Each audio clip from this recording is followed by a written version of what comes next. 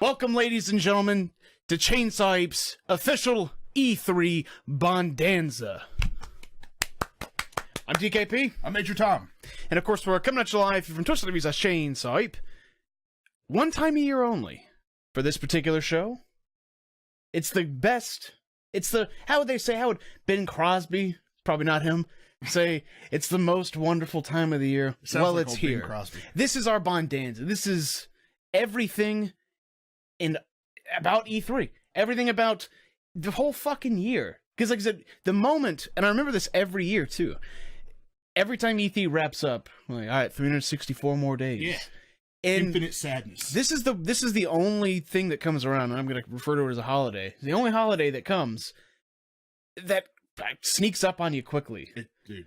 Like, Christmas feels like it's been a year. Halloween feels like it's been a year. I consistently cannot believe it's almost E3 already again. The big holidays, there's always like a run-up to. Where you have your like 25 days of Christmas. There's a run-up to this one, too. You're looking at it. Yeah, this is the run-up to E3. We're in it. Halloween has all their like decorations out. But this holiday, the one that you can't go into a store and see decorations for, although hopefully one day that will change. Yeah. Is the most important holiday of the year. But what's up, boys? Those mics. We've actually, these are the first mics we bought for the podcast 6 years ago. Yep. That, for whatever reason, we never used. You should dress up for ties and shit for the E3 live stream. We'll definitely do it for the E3 Awards. Yep. Yeah. We'll do an award show after. We're going to be slumming it here nice and sleazy for the actual live streams. If you're watching this on YouTube, there is a live version of this that you can also watch on Twitch. So, yeah, and we're going to be live streaming pre-shows, probably post-shows, and the reactions of the actual stream. Yeah, I don't see why not. So we're going to go ahead and take a look at the schedule first for what's coming up.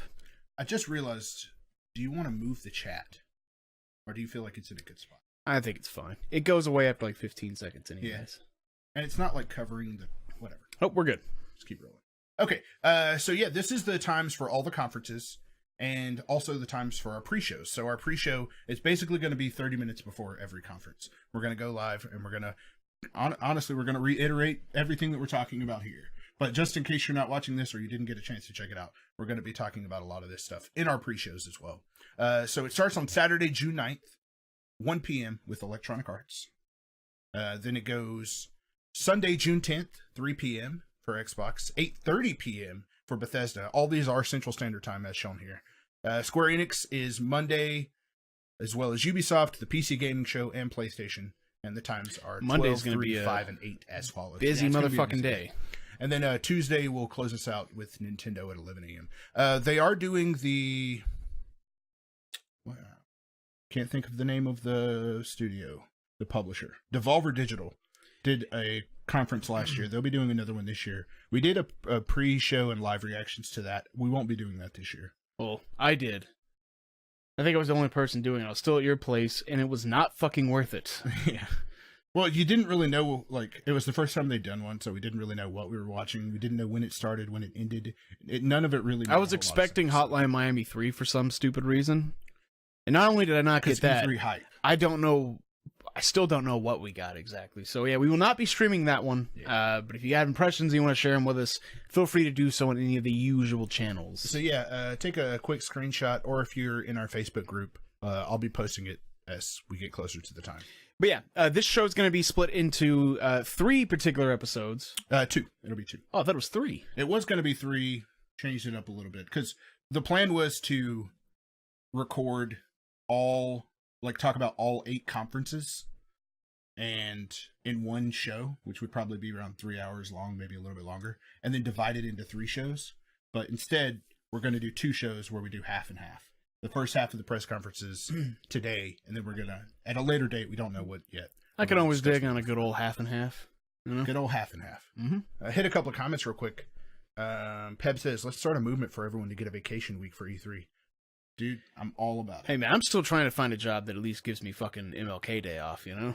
I feel you on that. Tortilla says, Pep. Tortilla says, my vacation starts on the 8th of June. There you go. Good timing. Arby says, oh, hey, DKP, or hey, Major T, how you big boys doing? Doing wonderful. Juicy, baby. Tortilla says, What I he literally means took is 2 we're weeks off from the Chainsaw we're E3 live stream. slightly obese and wet. Yes, Yeah. because we're sweaty because we live in Texas. Oh, that's not what I mean by that. Oh, you mean like the sexual wet? I mean I'm ass moist Oh, for E3. oh, okay. Hashtag ass for E3. You know. Hashtag moist brothers. They can't see us doing the thing. All right, we need to move on to the next screen so we can get back on cam here. So yep. All right, so so tonight we're which conferences are we covering? We're starting with EA. We're doing EA, Xbox, Bethesda, and Square Enix. All right. Well, you want to get started? Let's jump in. Okay, terrific. All right, and we're back. Hashtag. Would you look at that shit? Yeah. Hashtag ass moist. You know? We're starting with Electronic Arts. So first, I want to go over what they showed last year. So, because the key to going over what they showed last year is about putting your expectations in the right place. Because it's really easy with E3 to get overly hyped. And I think I can't. You know what I can't wait for the most is after E3 when it's like, this year was kind of disappointing. That's my favorite part of E3. It happens every year. Except for 1 year. There was only one. Final Fantasy VII, Shenmue. Certain conferences were disappointing. But even do you then, remember anything out of that year outside of the PlayStation conference? Because the PlayStation conference was the one that had Last Guardian, Shenmue, and Final Fantasy VII Remake. But do you remember any of the other conferences that year? No. Yeah, I don't either. But I remember specifically after every E3 since being like, yeah, this was kind of disappointing this year.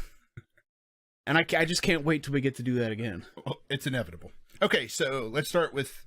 No, but what we're doing is we're possibly avoiding that by looking at what happened last year and remembering. So I think it's a great idea. Learn from your history. I don't know what the actual code is, but look at history to learn about your future or whatever. Mm-hmm. So here's what EA...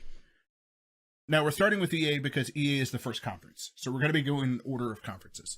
So when E3 starts and everybody's going crazy, the first thing we're going to do is we're all going to sit down, we're going to go live, and we're going to watch the EA press conference.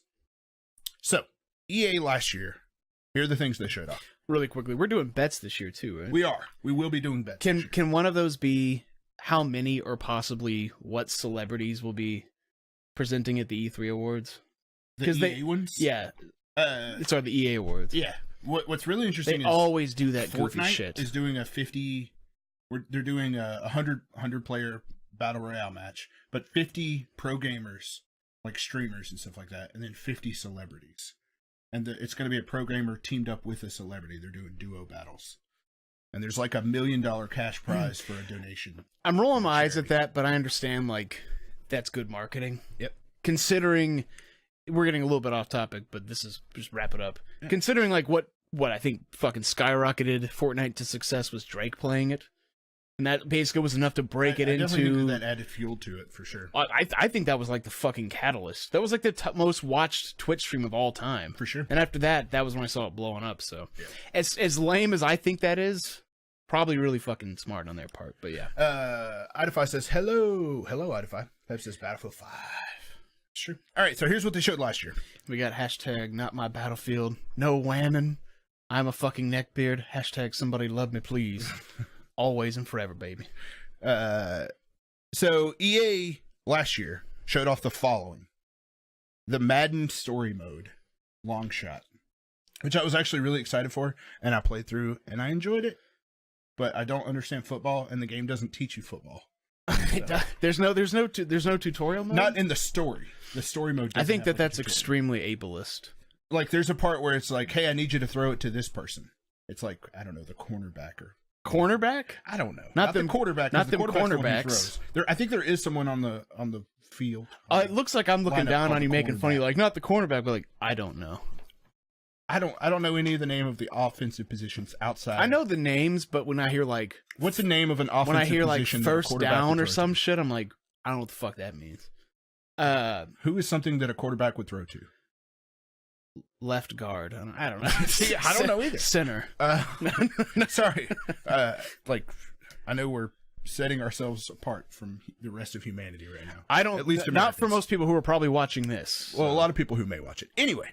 So in the story mode, it would tell you like, hey, throw the ball to the cornerback Stop, or the right guard. Stop saying cornerback. We'll just call it the right guard, even though I think that's a defensive right position. guard, like the fucking deodorant. That's what you said. You said right guard. Well, no, but the way you say it makes it sound like the deodorant. Sure. We can move on. Anyway, and I don't know who that player is. I don't know what position they play. So it's like 3 options to throw to, and it's like throw to this position. But it doesn't ever explain to you what those positions are. It just expects you to know them. So, receiver, a quarterback throws to the receiver. Is that what the position? That sounds pretty obvious. It sounds pretty obvious now. But is that the positions? So when you have the whole 11 guys, I know it's 11 guys. One of them is the quarterback. When you have the 11 guys set up, they're all called, like, the position this is left receiver, right receiver. It doesn't matter. I don't know. They showed off the story mode. They showed off Battlefield 1 DLC in the name of the Tsar. You remember that? I do. They had, like, the thingies that they were poking people with, bayonets. FIFA story mode Season 2 was shown off. A Way Out was shown off. Joseph Ferris came out on stage and fucking intensified the entire crowd. Oh, he was just warming up for the Game Awards. Yeah. Then we had that guy come out and not have any idea what he was talking about when he was talking about Need for Speed Payback. That's the social media influencer. Yes. Who was choking fucking hard up there. Yeah. We got an Anthem teaser. So it was a teaser. It wasn't even. We didn't even see like what the game looked like gameplay wise until Microsoft the next day. So we just got the teaser that just showed like the armor that you can step into. For Anthem. It showed NBA live off, and then it was like that 45-minute gameplay thing of Battlefront 2. And that was it. It's not like you just said chode. I mean, I didn't, but it makes sense. So yeah, not too much. Man, Battlefront 2. Whew. If I could turn back time. And dude, do you remember how did that game Janina Ivankar got on stage, who plays Iden Verso? Yeah. Verso? Talking about how much she got up and she was how like, thrilled she is. We're so excited. There will not be a season pass for this game. All of the maps will be free. Like, everybody will be able to always play together. It's going to be great. And then like 4 months later, it was like, by the way, there's pay to win in this. Battlefield 5 got announced in a similar way, except someone asked if there's pay to win, and they said no pay to win. No pay to win. No pay to win. You know, I really wish EA would stop pretending and doing that shit. By the way, we do have a lot of friends and people who are watching this who work for Electronic Arts, so I guess there's a disclaimer for that. Oh, we don't have to give it, though. Not for us, but for some of our viewers out there. Just don't out yourselves. Stay anonymous. What? I'm just kidding. I like EA. I want the best for EA. Me too, but they're just not known for having the best conferences. It's like they're the big publisher equivalent of Nintendo as far as some shit. Like, you really know how to shoot yourself in the fucking foot, but your games do sell well. Yeah. So even when you do, you know, how much harm does it really bring? EA doesn't talk to us when they do their press conferences. When all the others like talk to us. The Bethesda press conference and Ubisoft, they're talking to us. But EA is talking to a completely different group of people. Talking to shareholders. They're talking to shareholders. They're talking to the mass media who spends millions of dollars on Ultimate Teams and things like that. They're talking to a group that, you know, doesn't have talk shows on Twitch about E3 press conferences. Well, I'm just what I really get. They do this all the time too, where it's like, let's get a celebrity to pretend like they're really excited about our game. Like when Ivanka Trump or whoever that lady was from Battlefront 2. Janina Ivankar. Yeah. Who was like, I love this game. So it's like, dude, shut up. It's like, okay, as just to show an example of like what good etiquette on that, in my opinion, would be that I don't find phony. If you play the character in the game and you're mocapped in, your facial captured, and it's like, I don't know, Mads Mikkelsen playing something. He's like, look, I'm really honored to work with Hideo and all this. I don't know what the game is about. It's been exciting. There you go. I believe that. For him being like, oh, I love this shit. It's my jam. Janina, if you watch some interviews with Janina or watch her on podcasts, she does video game podcasts and stuff. Like, she was legit excited. She's a huge nerd. She's a huge Star Wars fan. Like, I guess just the place that she was in. Yeah, and me not I think knowing. It's a little weird when it's EA. Because, like, and it's not like a women thing either. Like, Trevor Noah being like, oh, my favorite part was the co-op. For about last year's Battlefield, it's like, it didn't have co-op. Like, oh, all right, well. Wow. It's just like, just celebrities shouldn't have to sell games. Yeah. So based on last year's show, we can definitely expect to see the next iteration of all the sports games. That'll take up half the show. So that's fine. Yeah. It's their biggest moneymaker, so yeah, absolutely. It's so their it makes safest bets. It makes sense. But getting your expectations up super high. But let's go over what we expect to see. So we definitely expect to see Madden. Definitely expect to see FIFA. I think NHL is possible, even though we didn't see it last year. I think it's completely possible to see NHL. NBA, I don't even know if they're working on a new NBA game. I don't know, like, because NBA Live has kind of been weird. Okay, never mind. They recently lost the license for PGA Tour. Yeah, they lost the PGA Tour license. That's what I was thinking of. It's been like 3 years since Rory McIlroy. You should have just kept calling it Tiger Woods. But they didn't have Tiger Woods' permission. Like, fucking the whole Tiger Woods bit, and all of Hollywood was like, I will not be outdone. Well, now it's Morgan Freeman. We're not going to talk about that. I'll believe it when I see it. I have to be there, witness it. It's gonna be like that R. Kelly video, the Chappelle Show bit where he's like, I'd have to have R. Kelly's grandma there with state ID verifying. I don't know, man. That's what I need. I think you got to take all that shit seriously. You know, like whatever. We're not getting into that. What I'm trying to do is just I don't want to believe, but if it happened, yes, you know, that is a good his career will reflect it. Battlefield 5. We're definitely going to see more Battlefield 5. I think they're probably going to do something similar to how they did with Battlefront last year, where it's like, here's 40 minutes, here's a match or two being played of Battlefield 5. That's the part where we're not going to be streaming at that point. I have a lot of questions about Battlefield 5 that there may be answers to them out there that exist currently, but I don't know them. Do you want to pose some of them? We could speculate real quick. Yeah. So if any of you guys know the answers to these, because we're only doing 4 of these conferences, I think we're making good on time. Feel free to chime in. But here are the kind of the questions I have. Is like, so they're giving away, not giving away all the maps. You don't have to pay for. There's not a battle pass, a premium pass, or anything like that. So you'll be able to get all the content as it releases, which is great. It doesn't have pay to win. Those are the two things that I know. My question is what are the microtransactions? That is the thing, though. What is pay to win? Can you define that? Something that would give someone an advantage. But the question is like, so Battlefield. Okay, the last few Battlefield games had something like what are those things called? Pack unlocks or kit unlocks. Yeah. To where you like. You would rank up your soldier, and then you would unlock the new sniper rifle or whatever. The more you played as recon. Yeah. That was actually my favorite part about those games, was ranking up and like getting the new weapons. But apparently, yeah, you could always just buy those and have it done.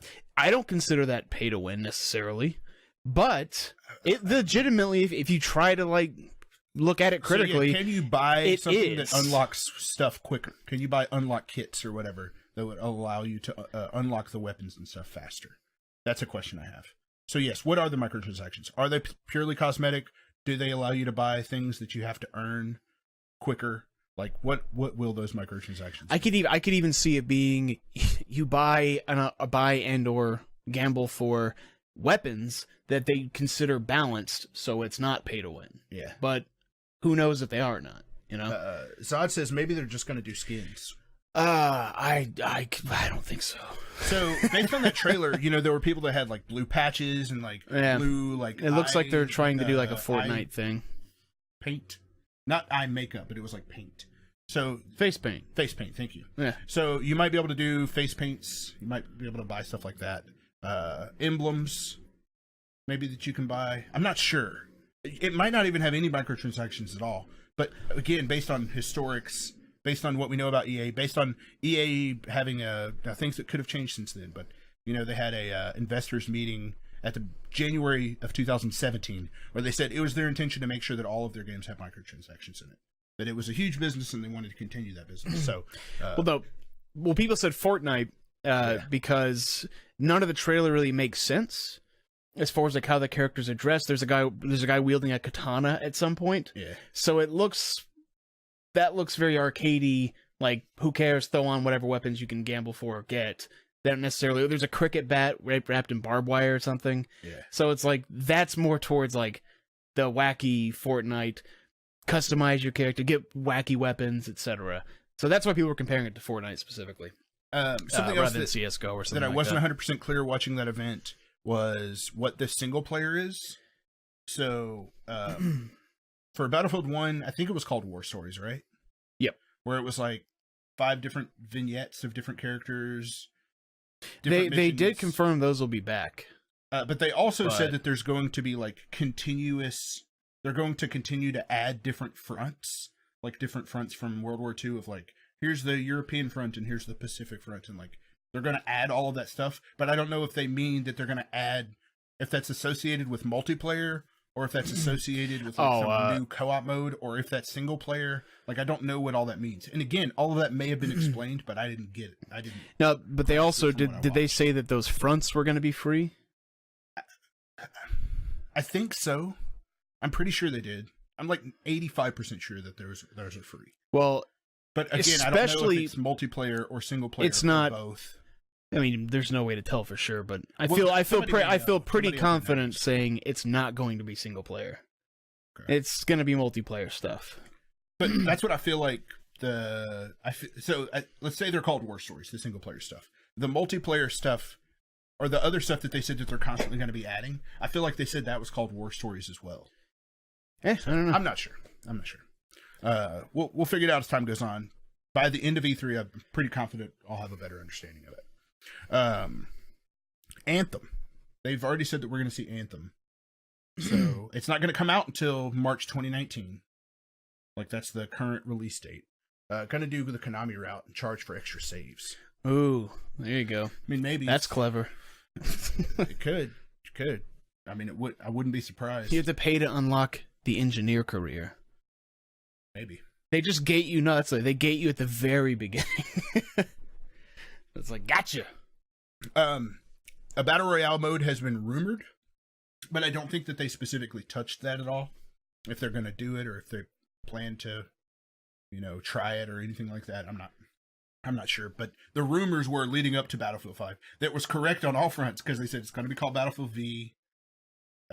It's going to be back in World War II. Don't you feel like they missed an opportunity? All of these things that were said, it was also said that they're going to be doing a Battle Royale type mode, but none of that was talked about in that event. So I don't know if they're going to do it or not, but we'll see. I feel like they missed a huge opportunity with not doing Vietnam and putting the V in Vietnam for 5. I think the V is for victory. Like V-Day, VE Day, whatever that event was called. D-Day? No, there was D-Day and then there was like VE Day, I think. Mm-hmm. Somebody correct me out there. Let me know. Each class costs $5. You get the base game with literally no playable characters. It's not pay to win, it's pay to play. So Twice. Yeah, Anthem. That's the next BioWare joint. So it could not it's also be... supposed to be a games as service type game, a living game. But so I'm really curious about that because BioWare, their last 2 big sci-fi games were Mass Effect 3 and Mass Effect Andromeda, and those didn't go over as well as Mass Effect 1 and 2 did. I know Dragon Age Inquisition went over well, getting a lot of Game of the Year accolades and stuff like that, but as far as like their sci-fi offerings, I'm really curious.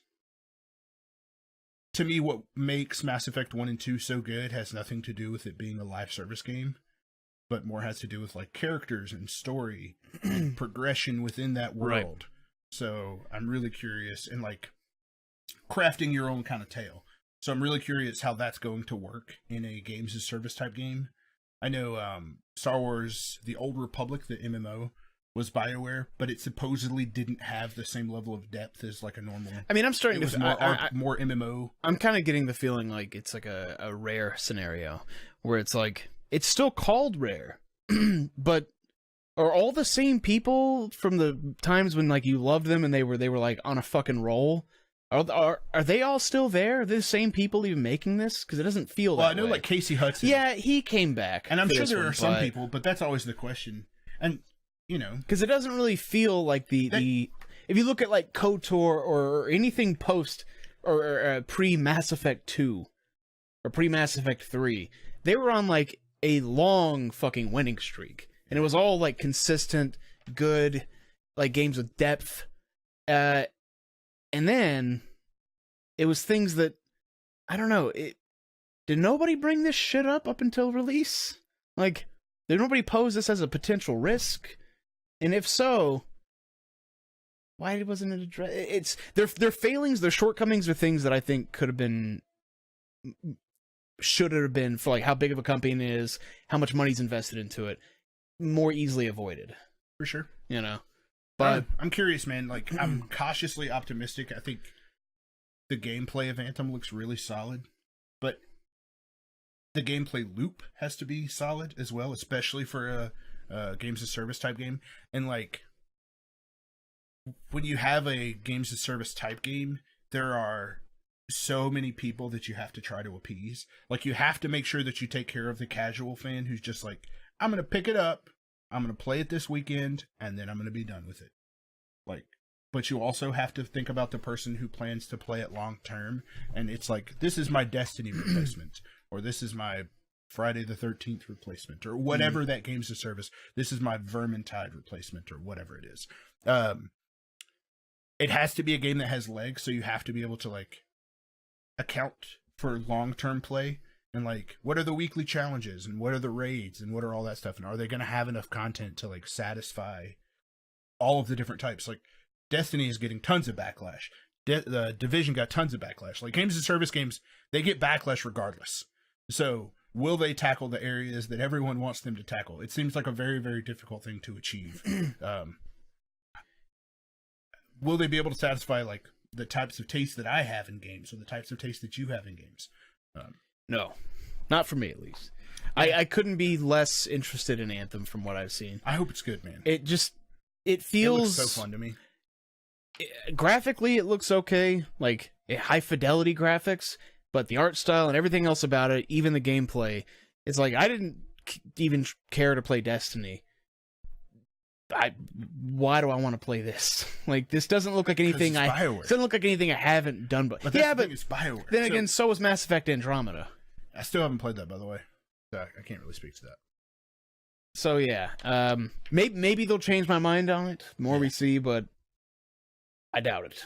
But that's just me. I know there are a lot of people that, like, this will be their jam. It's like geared right towards them. So hopefully it's good for their sake. Yeah. Hit a couple of comments. Zod says Anthem's coming out alongside Star Wars Battle Royale, right? I mean, maybe. Casual fans should be the most important thing, says Tortilla Boy. I don't disagree with that. Unless EA, I think the majority of people who play Anthem are going to be casual players. Unless EA announces a single-player Star Wars game, I'll pass on their conference. Well, you're going to have to watch to find out, won't you? You'll have to watch to find out. Tortilla says, look at Overwatch, Street Fighter V, Destiny 2. All of them focused on more hardcore players and ended up hurting themselves tremendously. Casual should be the main priority. Yeah, I don't disagree with you, but I think if they are, then there will be a lot of backlash. Then the hardcore people are going to be pissed.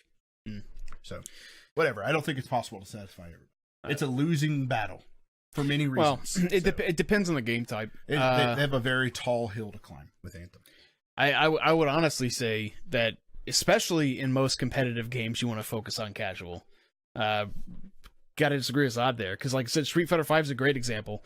Like, so many people had to fucking drop that because it just wasn't approachable. Yeah. And they suffered fucking huge.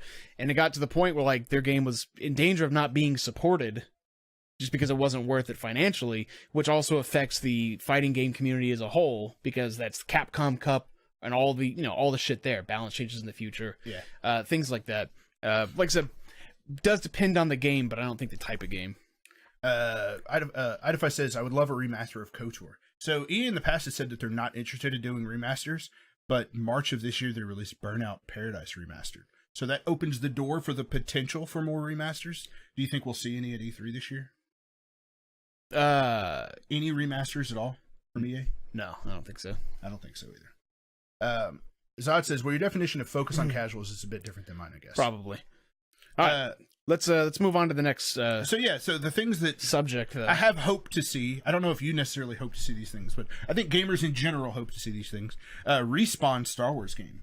So this had it was one of those videos that they did a couple of years ago where they're just showing the development studio and they're showing people like drawing concept art and stuff like that. That's pretty much all we've seen of Respawn's game. But last year, whenever they announced that they were canceling the Amy Hennig Visceral game, Star Wars game. Yep.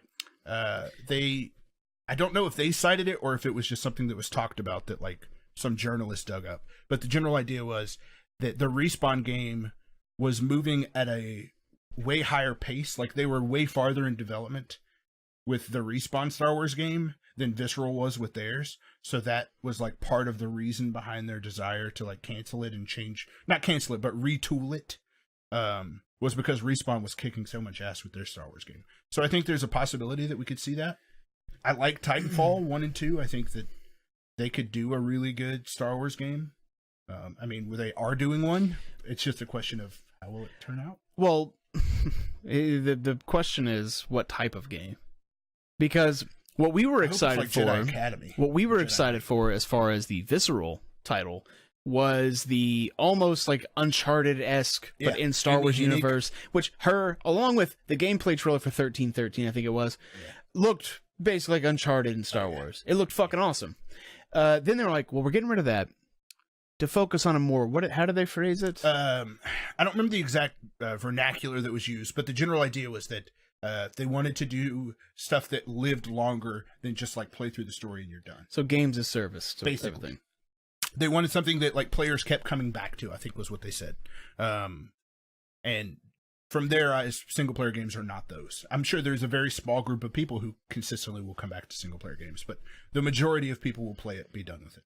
Most of them won't even finish it, as stats have shown. See, problem that I have with that is that it seems disingenuous because what they're trying to say is we don't want you to just purchase it once. Because as far as they're concerned, they don't give a shit if you finish the fucking game after you buy it. Dude, Netflix makes like $100 million a month. And some people don't even use that shit in a month. Yeah. So yeah, the fact that it's probably going to be one of those sorts of games, which is basically, apart from what, Dragon Age? All that they're putting out right now, I'm skeptical. And I wish we would have gotten the Amy Hennig one, but we'll see. I think I was wrong on that stat. I don't think it's $100 million. I think it's $1 billion a month. However much. I don't know. It's an absurd amount. If it's important, look it up. Or correct us. So, yeah. I don't know. I think there's a possibility we could see that. Just a tease for it, maybe. Dragon Age 4. So, from my understanding, the majority of resources at BioWare is focused on finishing Anthem. They've pulled people off of Dragon Age 4 to focus, to help the teams focus on Anthem. That's what I've heard. Like, not from an EA employee, but like through podcasts and weird shit that I listen to. So, I don't know if we'll see Dragon Age 4, but I think we possibly could. Motive Star Wars game, which is what Visceral Star Wars game was. It moved, like, they shut down Visceral, and they moved the game to Motive, which is the studio that Jade Raymond is the lead for. So it's possible that we could see that game, but I still feel like we're a ways off from seeing that one. But didn't Amy Hennig leave the company too? I don't know. I think that she got moved somewhere. I know I've read something about She's not on that project anymore, though. Well, no one's on that project anymore. I thought you said it got moved. It's a different game now. Oh, okay. And what it is, I don't know if Amy is working on. So, to my understanding, I don't remember the exact circumstances, but no. Tortilla says, I hated the last Dragon Age game. I don't know why. I just got super bored. It was beloved. I know, like, the Game Awards, it was the game of the year that year. And then, so yeah, Motive Star Wars game. It's possible to see it, but I don't think we will. I think we'll either see the Respawn one or the Motive one, and since the Respawn one's moving along so well, I think we'll see that one. I'm actually thinking a Battlefront 2 Battle Royale is not too far-fetched, because they made that whole game, all there was shit around it. Yeah. It's an existing product. Yeah. They might be able to inject some life into it that way. We talk about history, there was Battlefield 1 DLC at last year's conference. And that was, 8 months after Battlefield had come out. So it would make sense that there'd be a Battlefront 2 DLC thing during EA's one this time. A surprise indie game. The last few years. Like last year we had A Way Out. The year before that we had Fia. And then the year before that we had Unraveled. So the EA Originals line, basically. Where they help fund like an indie style type game. I think we'll see another one of those this year. I hope I feel the same way about it as I felt about A Way Out when I saw A Way Out. Because I was insanely impressed with A Way Out. I liked it. I liked the finished product. But I enjoyed the experience of being excited for that game more than I enjoyed the game. I'd have to agree. Outify says, I hope Lucasfilm pulls the it'd be Disney. Pulls the license from EA. I do too. Not because I anything against EA, but I don't think that the entire license for Star Wars should exist solely within one company. Yes, I think they should do like they're doing with Marvel, which is like find the best studio for each particular type of game. Yeah. Like Marvel, Disney owns it, and they're like, hey, Insomniac, the guys who made Sunset Overdrive and Ratchet and Clank, have your go at a Spider-Man game. Square Enix is working on an Avengers game, which we'll be talking about later in the show. So, yeah, do that sort of thing, where it's like, these guys are really good at this, so let's have them make a Star Wars game that's like this. Yeah, that'd be much better. I agree with that. You'd probably have more consistent and higher quality releases. So here's a list of stuff that will be possible. Then we'll be done with EA. All right. Battlefront 2 DLC, as you said. Plants vs. Zombies Garden Warfare 3, I think, is a very high contender to be shown. Those games have been more successful than it would seem like they would be. UFC, we got a UFC game earlier in the year, and from my experience, they come every couple of years. They're not a yearly franchise. Normally not shown at E3, though. No. I feel like they have shown it at E3 before, but I don't feel like we're going to get it. But it's possible. Sims, whatever Sims is working on, don't I think see we that can see happening. something from them. Need for Speed or Burnout. I feel like them releasing Burnout Paradise Remastered. Like they have Criterion and they have Ghost. I think it's Ghost, yeah. Which are EA owns two racing game studios. Criterion has been working on the Star Wars games. Like they work on the vehicle stuff for Battlefront. They work on the vehicle stuff for Battlefield. So like they're more of a support studio than putting out their own stuff recently. But with them testing the waters on Burnout Paradise, that could mean that we have a Burnout game in the works. Need for Speed hasn't been doing as well as they thought. But I don't think we'll get a racing game this year. NBA, we could possibly see NBA Live 2019. SimCity's been gone a while. I think it's a good time for it to come back. SSX is a beloved franchise. That's one I could actually see them using at E3. They want their good boy points, you know? Yeah. They want their good boy points. So I think something like SSX or the next game on the list, I think, is a decent probability. Skate. I'm seeing the whole list here. I know some that are definitely not possibilities. But... there are people talking on the internet about how pissed Tony Hawk was about. So Tony Hawk had an agreement that lasted X amount of years, and that's why we got Tony Hawk's Pro Skater 5. Right. Because it was the end of their contract, and they're like, we got to put one more of these out before the contract is over. But supposedly Tony Hawk is super pissed about it. So because it sucked? The internet, the internet wants Tony Hawk to get involved with EA to make Tony Hawk skate. Like, that's what the internet wants. I'm not saying there's any plausibility to it. I'm not saying it has any chance of ever happening. But that's like, go into the dark web, like dive deep into the internet, and you will find people saying that they want a Tony Hawk skate game. So what you're saying is you'll find people saying that they want that? Yes. Insane. Medal of Honor? No fucking way. Not with Battlefield. Yeah, they're not going to share Battlefield's the a stage. much more successful franchise for me. Dead Space? It's dead. Yeah. I think the title implies. I think it's going to be a long time. Maybe a like remaster, but I doubt it. Crisis? You think that's gone? I hope that's gone. But bows, man. There were bows in Crisis. It was just a very mediocre fucking game, though. That's fair. A trilogy. Can it run Crisis, though? That's a thing. That's the thing that people say. That is a good question. Command and Conquer? That's one of those that, like, I could see them being like, Command and Conquer's coming back. But I don't see them doing it at E3. Yeah, I don't see it being like a huge thing. I think it's like, check out Command and Conquer on your phone. Tiberium Taint. Available. Army of Two? now. You think Army of Two's? No. That was a fun series, but yeah, I like don't that I don't think enough people played it. I don't think it has enough like rememberability. Yeah. I think but that goes the same thing with like Skate and SSX, where it's like good boy points. You get some good boy points by announcing a new Army of Two. And then Titanfall, which I think that's probably dead. Nah, I don't think Titanfall's dead. I don't think we're gonna. Titanfall 2 was like, regardless of how well it performed, was a critical darling. So, oh yeah. Oh, you mean received well? Yeah. Sure, but it's too soon to see a third. And I feel like someone at EA said that Titanfall is a franchise that they intend to keep going longer. So I think it's possible, but Respawn is working on a Star Wars game. However, studios work on 2 games at once. That's the thing that happens. Studios work on a bunch of games at once. So it's possible they have a team dedicated to Titanfall 3 and a team dedicated to the Star Wars game. Yeah, there we go. A harder way out. But that's pretty much it for EA. I do have a question, though. Do you think that EA has learned from the challenges of the last 12 months and will try to do something different? Because I think where a lot of like success comes from with video game developers and publishers and all those cats nowadays is like being upfront and honest, like having this certain level of like there's a human being that exists that's, you know, represents this company or things like that. Even something like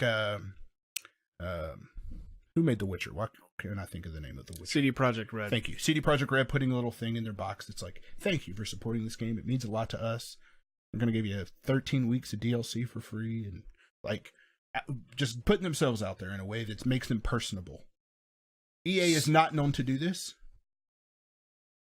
So what's your question? My question is do you think the last 12 months Have they learned? Are they going to change the their challenges ways, with Battlefront, with the challenges with losing and seeing their negative reaction or response to shutting down that game, the highest reviewed games out there right now? Think about like where EA was when they released Mass Effect Andromeda. Since then, we've had like Super Mario Odyssey, Breath of the Wild, God of War, games that are like critical, like masterpiece, smash hits, some of the most successful games in their respective franchises, huge single player games. So let me go ahead and stop you.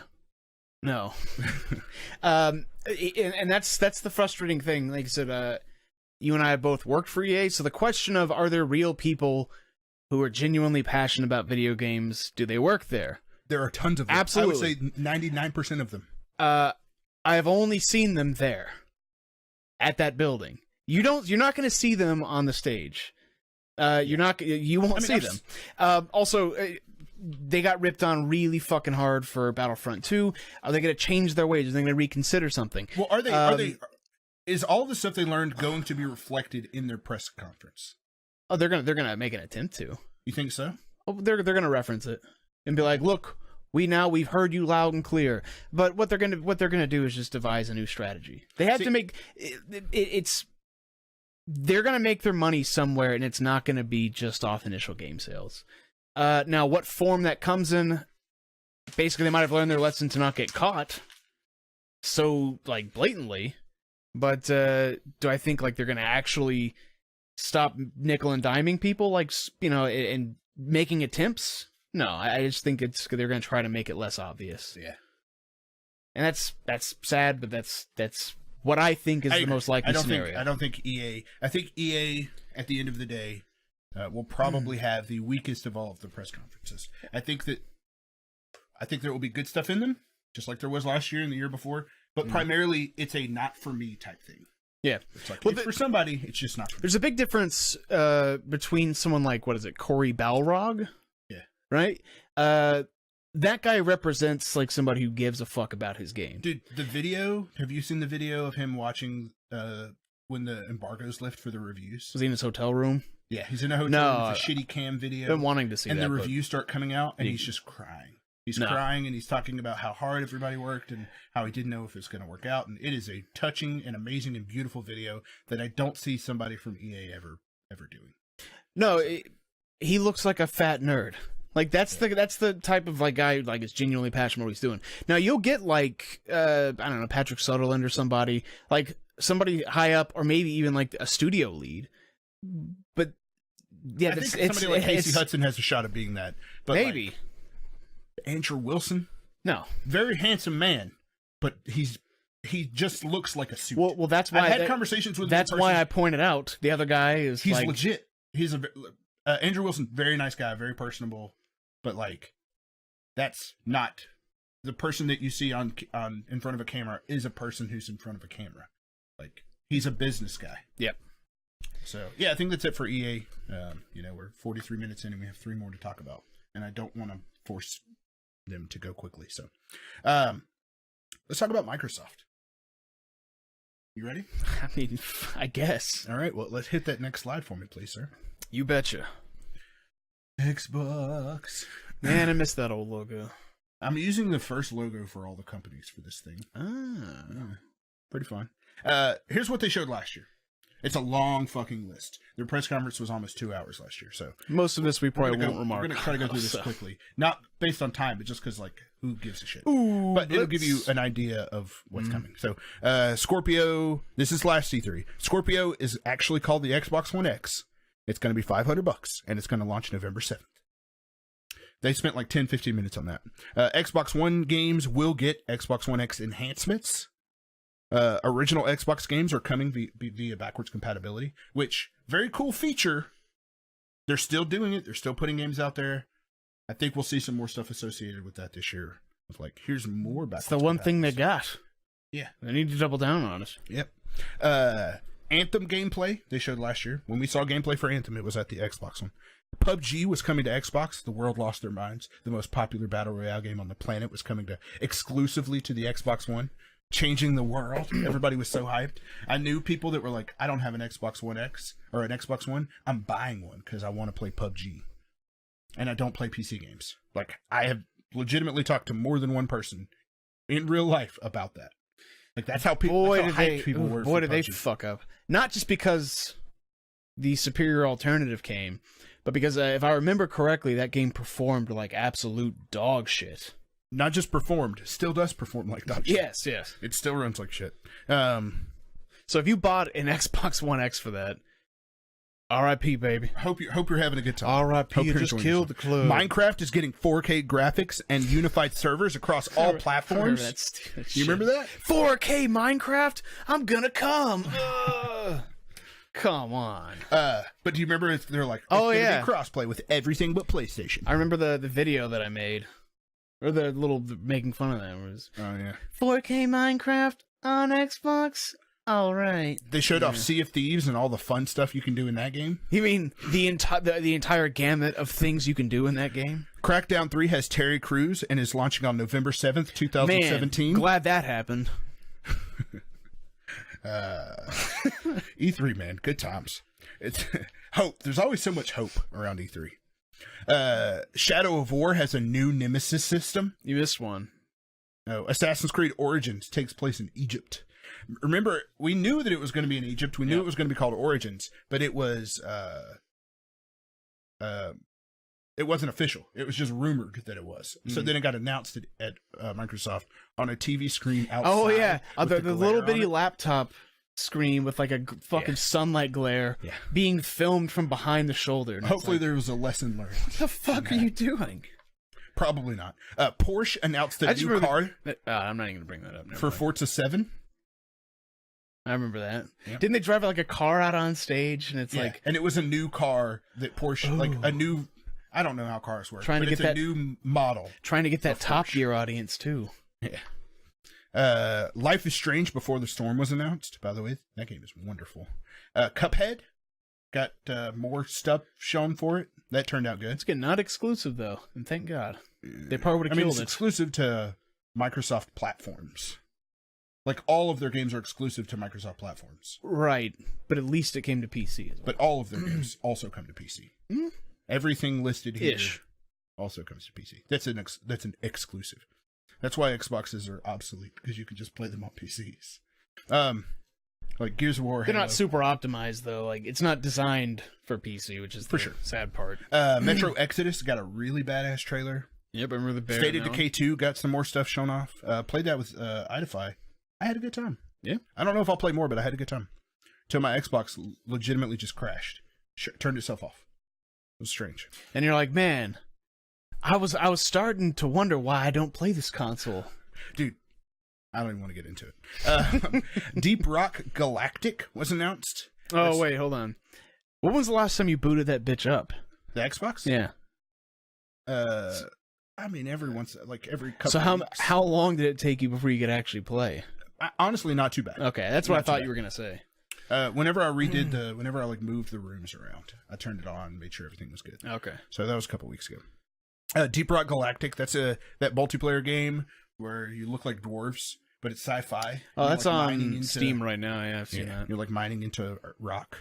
The Darwin Project, with its incredible live announcer being what showcased really far away, high up on a stage by himself, screaming into an earpiece over pre-recorded footage. That was perhaps in my top 5 things that have ever happened at E3. It was great. The only thing, what's funny is I remember, that guy was nominated for the hashtag This Guy Fucks award. Yeah. Last year for the 8-3 awards. And I remember in the video, it just, like, you had text written that just said, fucking intensifies. And it cannot stop fucking. Yeah. And it was blinking, like, insanely fast, yeah. That's the only thing that I remember about the Darwin Project, the game. Well, because, like, one of the few things, and this is also at a Microsoft conference that I remember, that was one of the few things I've ever seen that was more scripted than that. And I encourage everyone to go look this up.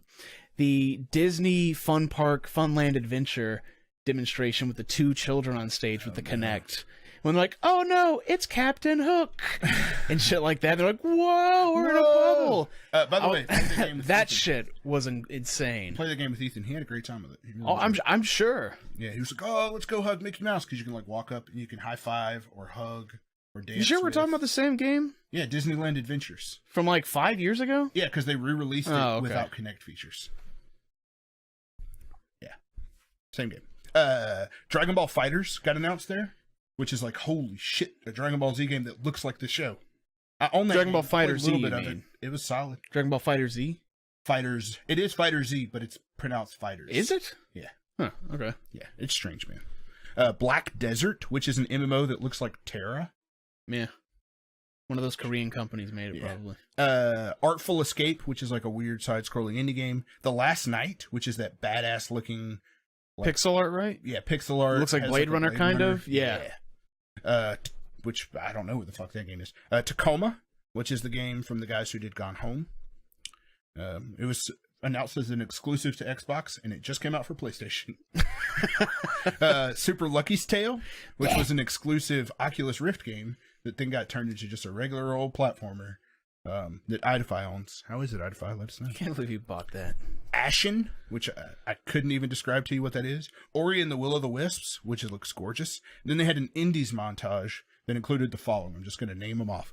Ooblets, Osiris New Dawn, Paladins, Raiders, Unruly Heroes, Fortnite, Battle Right, Surviving Mars, Robocraft. Oh, that's Fortnite, not Fortnite Battle Royale. Yeah, because Battle Royale didn't exist. Separate thing, okay, yeah. Robocraft, Astroneer, Observer, We Happy Few, Fable Fortune, Dunk Lords. Yes, that's a basketball game. Not them Dunk Lords. You don't have this page. This is the page that Ethan fucked up.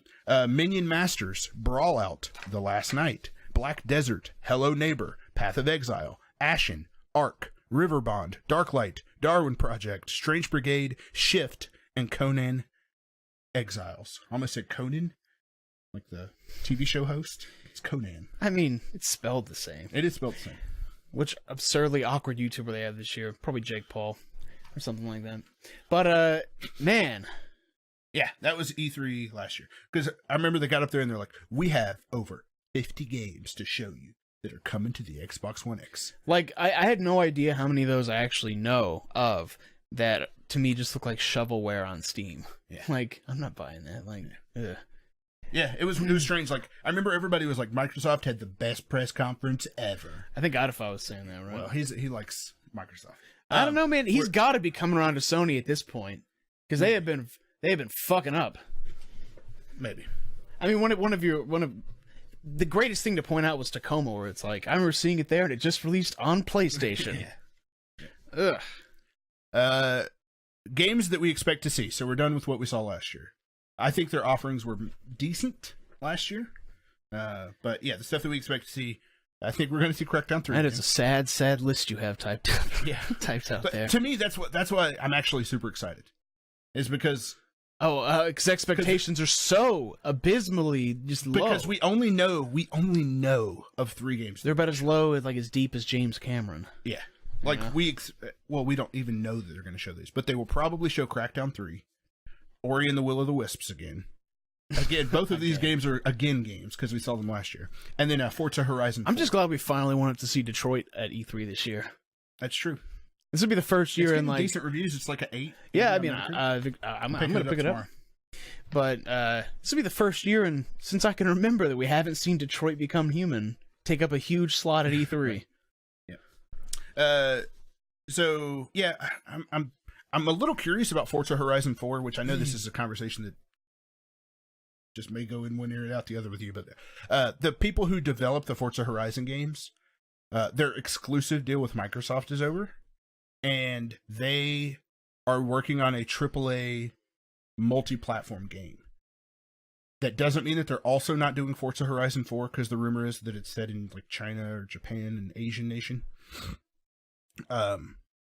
So I still think we'll see Forza Horizon 4, but there's a slim possibility that we won't, because that studio is working on something different and new. Again, like I said earlier, sometimes you have two teams working at a studio making multiple things. Idify says, Microsoft did, but the end result of that conference was executed poorly. Sony had a good press conference, but executed perfectly. True. That is merely a matter of perception. That's true. Like, more so than most things. I'm getting Detroit tomorrow. I'm so excited. Zod says, Devolver Digital had the best conference. We talked about that a little bit at the top of the show. We won't be watching that one this year. Detroit. Well, streaming it. David Cage games are like, that's just for like, one of my biggest like guilty pleasures. As far as I know that they're campy, usually slightly bad, usually voice acted by French Canadian people trying to sound American. Yeah. I don't know. And they're shittily, like, not translated, because I'm sure that they're written in English, but... I've seen some of the actors they have in Detroit Become Human, and they are not your average, like... No, I mean historically. Some of my favorite actors... But I still fucking love... Yeah, for sure. What I've heard is the first half is but... incredible, and the second half jumps the shark big time, which sounds like a David Cage game. God. So, yeah. If anyone played Indigo Prophecy... I did not, but that's what I've heard that game is jumping the shark the game. More so than probably anything else I've ever played. Awesome. You go from like, oh, I was framed for a murder, to like, I'm a god and I could fly throughout the city. And then there's like giant fleas chasing you. It's almost as bad as, and this is another Microsoft exclusive, so it's relevant, Condemned. Yeah. Did you ever play Condemned 2? I never played, so I played a little bit of Condemned 2. You played Condemned 1. The first one. It was great, wasn't it? Yeah, it was really good. Second one was pretty rad, up until you find out that you're an alien.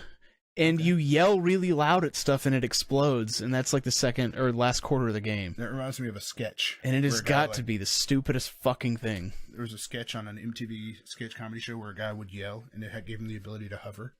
I don't know why that's funny. Oh, dude, it's such a funny sketch. So, yeah, that's what we expect to see. What I hope to see, Halo 6, I think...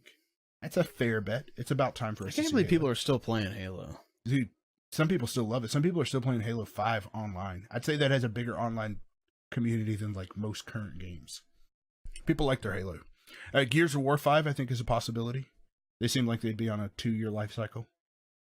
Gears of War still has that same gameplay loop, though, of like cover and... Yeah. I really liked Gears of War 4. I really did. I had a great time with it. But it didn't like set the world on fire. Didn't set my world on fire. It was just like, cool, more gears. But it's what I want them to do. More gears is what the equivalent of what God of War did, which I still haven't played the new God of War. I played try a new style. Yeah, like of gameplay. Blow people's expectations out of the water with like what you thought Gears of War was. Like take it in a totally new direction, making it just not the game a lot more. Not intimate. an RTS though. That's already been done by Halo and some other sure. bits. But yeah, that's why I haven't played any of the Gears series since 2. I was really hyped for 3, but I couldn't afford it when it came out, and then at some point I was like, wait a minute. Did I really even want to play that? I think those it's games... just running to cover, and then... I don't know, I think I grew out of like the order the nostalgia. Best to worst. Not nostalgia, but... Is like 1 is the best, followed closely by 2, followed closely by 4, then 3, and then Judgment, in my opinion, isn't even worth putting. Well, it's like if there was a movie trailer for the entirety of the Gears series, it'd be like, in a world where cover-based shooter is a negative term and is looked down upon, one series still sticks to its roots, and it's like, why? But yeah. I really hope to see a new AAA IP. I think he said I want to see new IPs and Fable. I put new AAA IP, fantasy or modern world, because that's what I want to see. Like, I don't want to see them do another like sci-fi thing. Oh, okay. Because we got Halo and Gears to a certain extent is sci-fi. That's definitely I would consider that science sci-fi, fiction. Aliens and stuff like that, but it all takes place on Earth. I mean, Fallout science fiction, so yeah. But I want to see something that's like a modern, not like modern warfare, like Call of Duty type stuff, but I don't know, just like something unexpected from them. It's like, I want a masterpiece from Microsoft. I want something that gets tens. You know? Well, okay. I know that's a silly thing to say because everybody does, but No. I want a single player, story driven, character driven. I genuinely think you're asking for too much. Because you're asking not only to see it at E3, but for it to ever be released. So I mean, like, that's what I mean. I think your expectations or your wants, which might seem reasonable for most publishers and console manufacturers, I think are too high. I talked about I'll set mine lower. That I know it's not going to happen. Conquer 3, but never going to happen. About this. Diddy Kong Racing was released on Nintendo 64 in 1997. Diddy Kong Racing had a roster of Diddy Kong and a bunch of characters nobody knew. But on that roster of characters was Conker and Banjo. And then they got their own spin-off games. Microsoft then purchased Rare, and it came with Conker and Banjo. So, like, what if? This is my dream scenario. We get a new Diddy Kong Racing style game. We'll call it Conker Racing or something. It's a kart racer. How would you call it? Not Diddy Kong. And Racing. it has Conker, it has Banjo, but it also has a whole new roster of weird animal characters. It's got like a fucking panda. That you got the alligator, whatever. Fucking roller skates or some shit, whatever. And then they just start doing spin-off games of those. And we get mature ones like Conker's Bad Fur Day. Like we can get a sequel to Conker's Bad Fur Day. We can get a new Banjo game, but we just start spinning off. Similar to how we did with... Dude, you're saying, like, yeah, but that's how we got Conker's Bad Fur Day. That's how we got Banjo. Well, but those are like two rare exceptions, though. I don't want Microsoft to start pumping out a bunch of, like, anthropomorphic animal mascot things. I wouldn't have wanted today. that from Rare back in 1997, but I'm glad that they did because that's how we got Banjo and Conker. I just have no faith they'd be good today.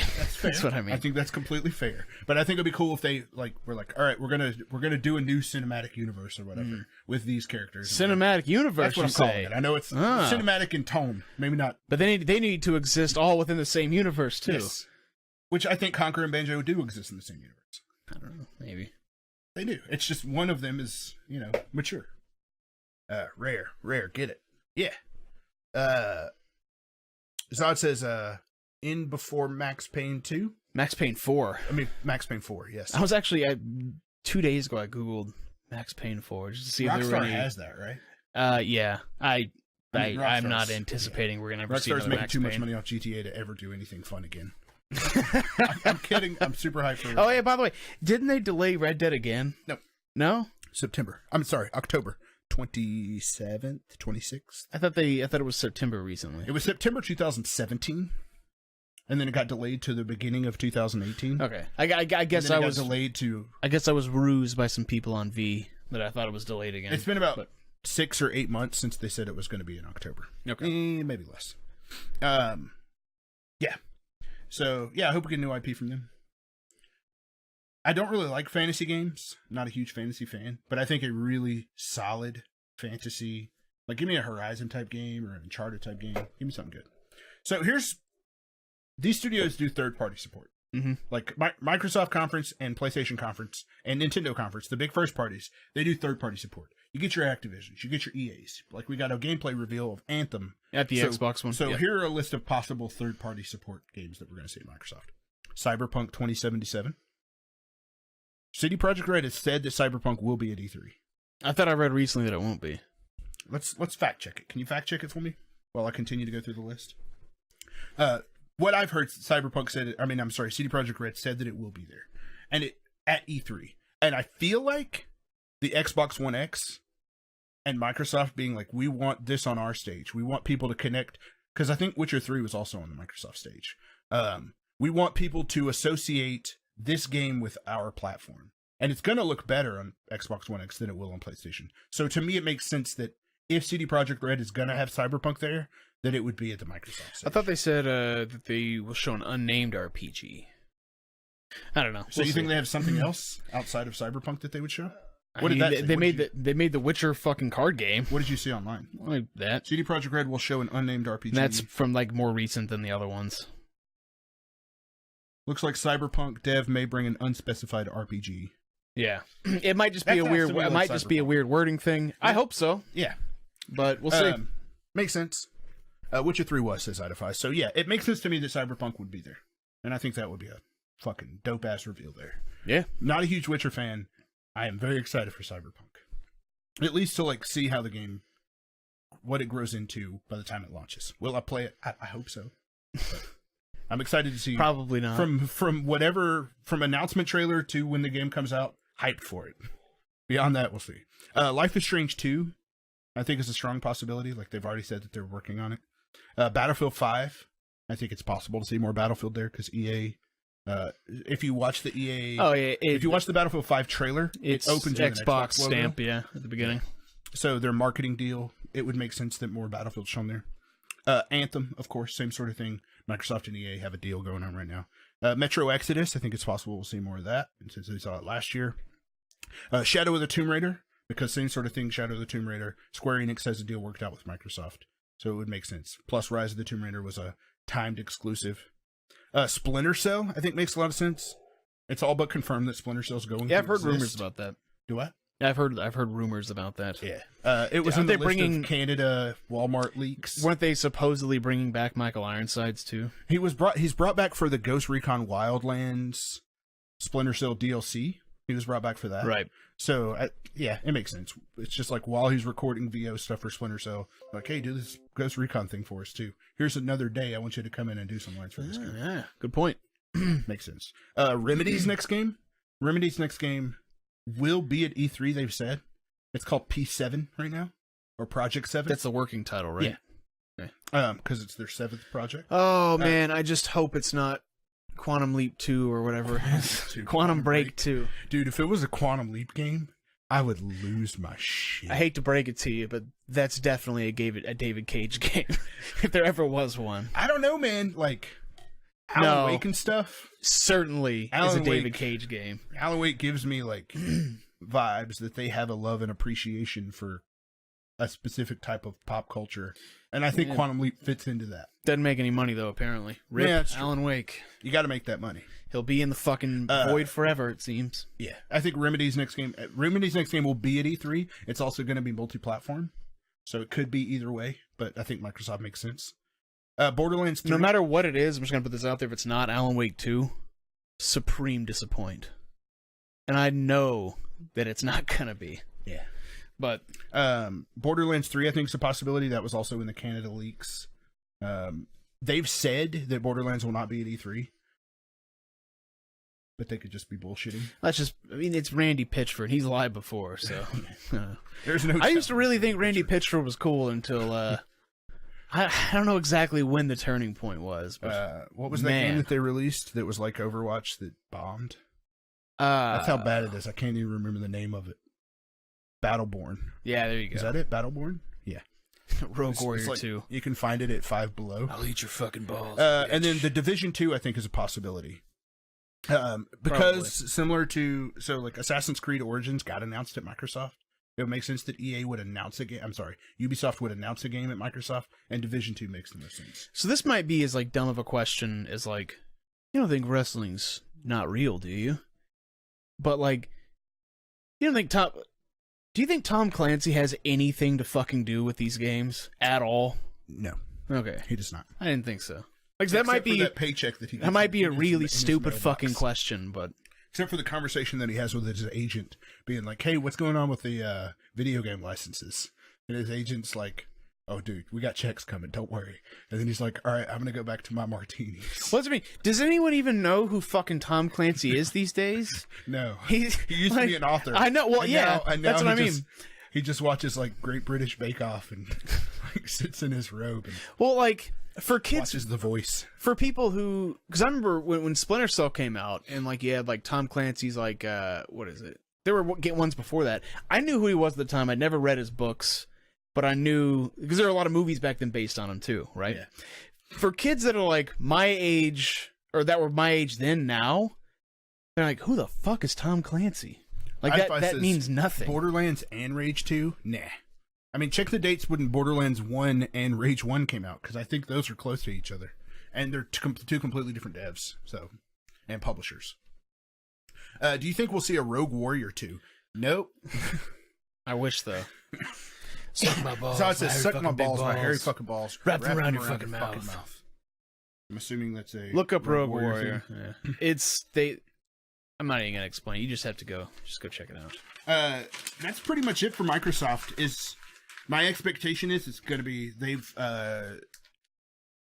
so there's a thing where you can like book your Google Calendar with E3 stuff, and if you book it for Microsoft's press conference, then it takes up 2 hours. And last year it was 1 hour and 40 minutes, but it also took up 2 hours. So I'm thinking it's going to be longer than 1 hour and a half. They probably run by like Office standards, like Microsoft Office, where it's like, we'll just go ahead and book it for the full hour, but you know, we don't need a full hour. We'll probably only need 35 minutes, but so yeah, I'm expecting between 1 hour and a half and 1 hour and 45 minutes. All right, cool. Do you? There's something I definitely want to talk about with Microsoft. I know we're trying to move on, but no, you're fine. The Microsoft one is the one that I'm the most excited about. Because when I listed off that what to expect, because it has the most potential. It has the most potential. With PlayStation, we know what's coming. They've said what's coming. They've said, like, we're focusing on these 4 games. There are going to be surprises, but we're focusing on these 4 games. Microsoft hasn't said anything like that. And what if it's because they don't have anything? I feel like if there was footage of us doing this last year, I would be saying literally the exact same thing of, like, this is Microsoft's year. They're going to have to come out and blow everyone away. Like, I'm pretty sure that's what you said last year. I'm pretty sure it is, too. And they didn't. But this is the year. I'm telling you, this is the year that Microsoft has got to bring the pain. And I love what they're doing as far as community stuff. Keep the backwards compatibility coming. Keep the controllers that are making it more accessible coming. Do you know anybody who fucking bought a custom controller either? Remember they had a big thing about that last year? Yeah, I know a bunch of people that have custom controllers. I don't know anybody. Yeah. Maybe I just don't know EA anybody. When they got announced, this was 2 years ago. A shitload of people bought those controllers. Yeah. If they weren't like $80 or $90, I would have bought one too. You can get your like gamer tag and stuff imprinted on it. Those are cool. Ooh, oh man, I could have Feces Cuisine on there. Yeah. That's the one thing that really bums me out that I don't play on Xbox. That the greatest gamer tag name of all time, Feces Cuisine. It's just going. I can't believe it still exists. Unused. I can't believe you hasn't. I called support to recover my account once, and they're like, I gave my email address, and they're like, so that is a Feces Cuisine. I was like, yep. And they didn't like bat a fucking eye at it whatsoever. It's a contract employee. They don't care. Yeah, man. Advice says, I bought the Sea of Thieves controller. I've had that, just FYI, since the original OG Xbox Live, like on the original Xbox. When he's talking about the custom controllers, he's talking about the ones where you can like choose the coloring. Yeah. You could like, I want a blue D-pad and pink buttons and a teal back and a purple front, like those, and then I can have my gamer tag imprinted on it. So can't do teal. But yeah, I think we'll see more of that kind of stuff. Like, here's stuff we're doing with backwards compatibility. Here's stuff about Game Pass. Check it out. The new Assassin's Creed game or whatever the fuck. Division 2 will launch on Game. I think there's going to be a lot of things that are going to get people excited, but I don't think those things will be games. You know, okay, I don't have too much more to say. Yeah. Because we do got to move on. But if I had one want, yeah, that would like blow me out of the fucking water. It's if there was a service in which you could play all these backwards compatible games on PC. That's Game Pass. You still cannot play, as far as I understand it, Red Dead Redemption on your PC. Yeah, no, things like that. Yeah. I would fucking absolutely love for that to be a thing. That makes sense. And not streamed from your console either. Yeah. Download the fuckers. Like, yes. No PlayStation Now streaming shit. I got you. That would be fucking tremendous. If I said I wanted to buy one, but never do though. Yeah, I think Microsoft is going. Hold on, I want to point out one thing. Yeah. I just don't think it's the right time to spend $60 to play Persona 4. But $90 Xbox controller with custom blue buttons? Mm-hmm. I do, though. Hashtag I do, though. So get the fuck out of here.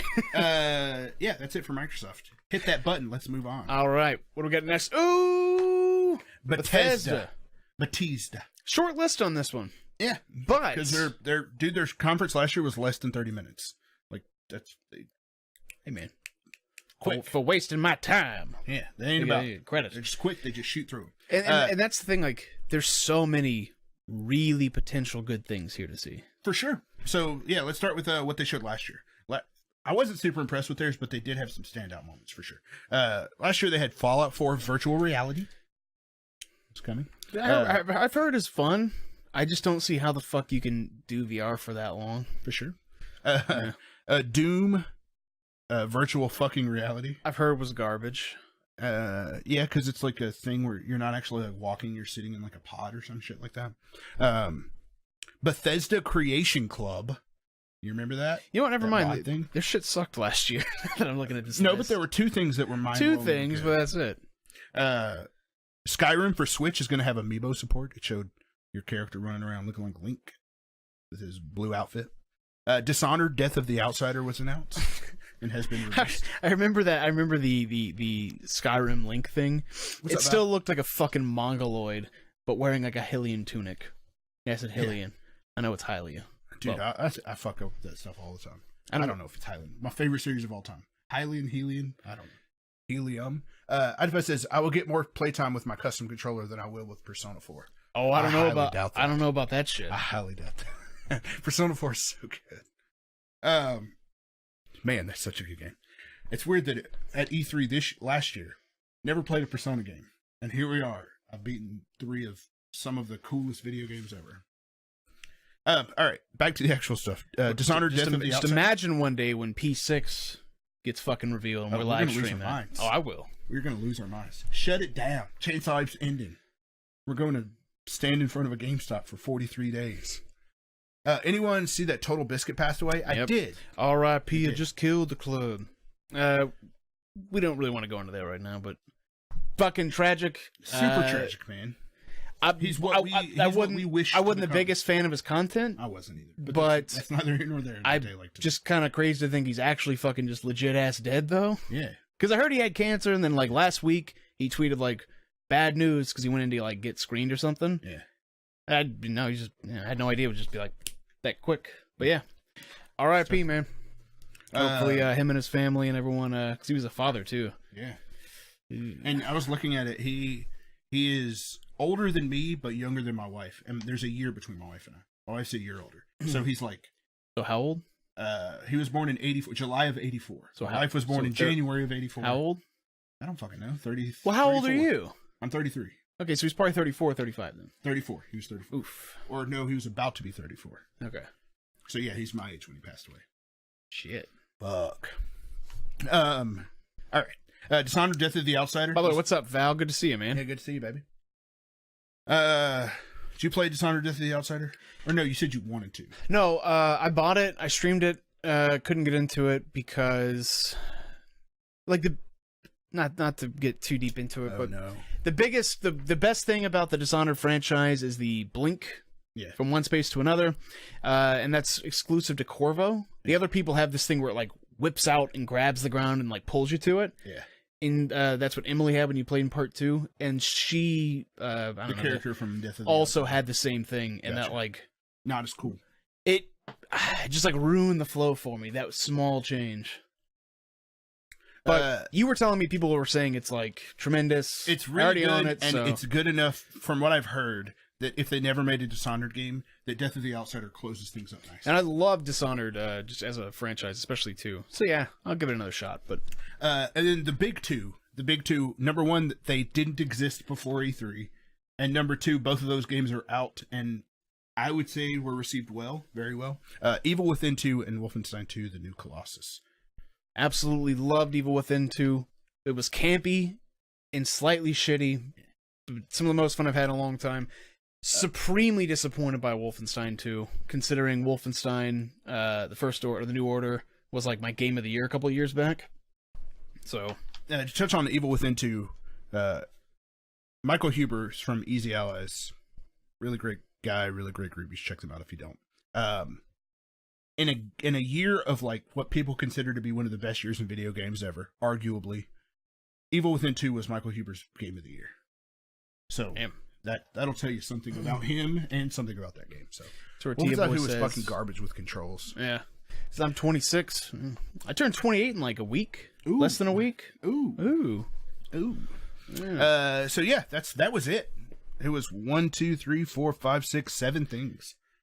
Short and sweet. They also talked about the Creation Club. They're still trying to push that, which they need to just stop. Yeah. But we'll move on. So as far as what we expect to see, I think we'll probably see Rage 2. I think we'll probably get some sort of blowout for that, like a gameplay. Probably here's what it is. Well, we've already. You mean like a gameplay demonstration? Yes, they're going to show a gameplay demonstration that runs too long. It's like, okay, I'm tired of watching Rage 2. Even though the game looks great, I'm excited. Avalanche is developing it. Mm-hmm. So this is the first time that Bethesda and Avalanche have teamed up together. Avalanche makes the Just Cause games, and then they made Mad Max.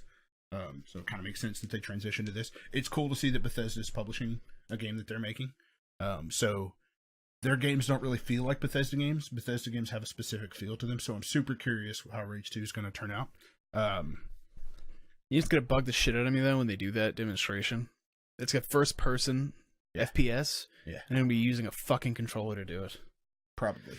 I for any not shitting anyone who plays FPSs with controllers, but like if you're trying to get the most out of your game for how it looks, that's not the way to do it, in my opinion. But Zod says I turned 30 in a month of change. Oof. It's tough, man. 30's a weird age. Cool for Rage 2, I guess. I'm cautiously optimistic about it. The next thing on the list, Prey DLC. Man, I fucking hope so. I've seen the cryptic ass trailers they put out. That's like resetting simulation, whatever. I've seen those that hint towards more Prey, and Prey was fucking phenomenal. Yeah, it was basically it made me like kind of come to terms with like, okay, Half-Life 3 doesn't have to happen. This is like set the bar for me as far as like fun, unique, creative ways to do stuff, to solve problems, the sci-fi, like how deeply you go into the ship, the whole thing. Yeah, it was fucking incredible. Did you finish Prey DKP? No, I got like literally to the end. My save data got corrupted, so I just watched the end on YouTube. I plan to go back to it pretty soon, though.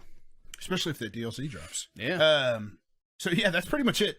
And we're gonna get at least 5 to 7 things. Granted, stuff like Elder Scrolls Online, I think is probably gonna get some more stuff. That card game, that Elder Scrolls card game. Like, there's a lot of stuff that's like, I don't really care to see. I know some people are probably super excited for it, but we'll probably see a bunch of little things like that. But hope to see.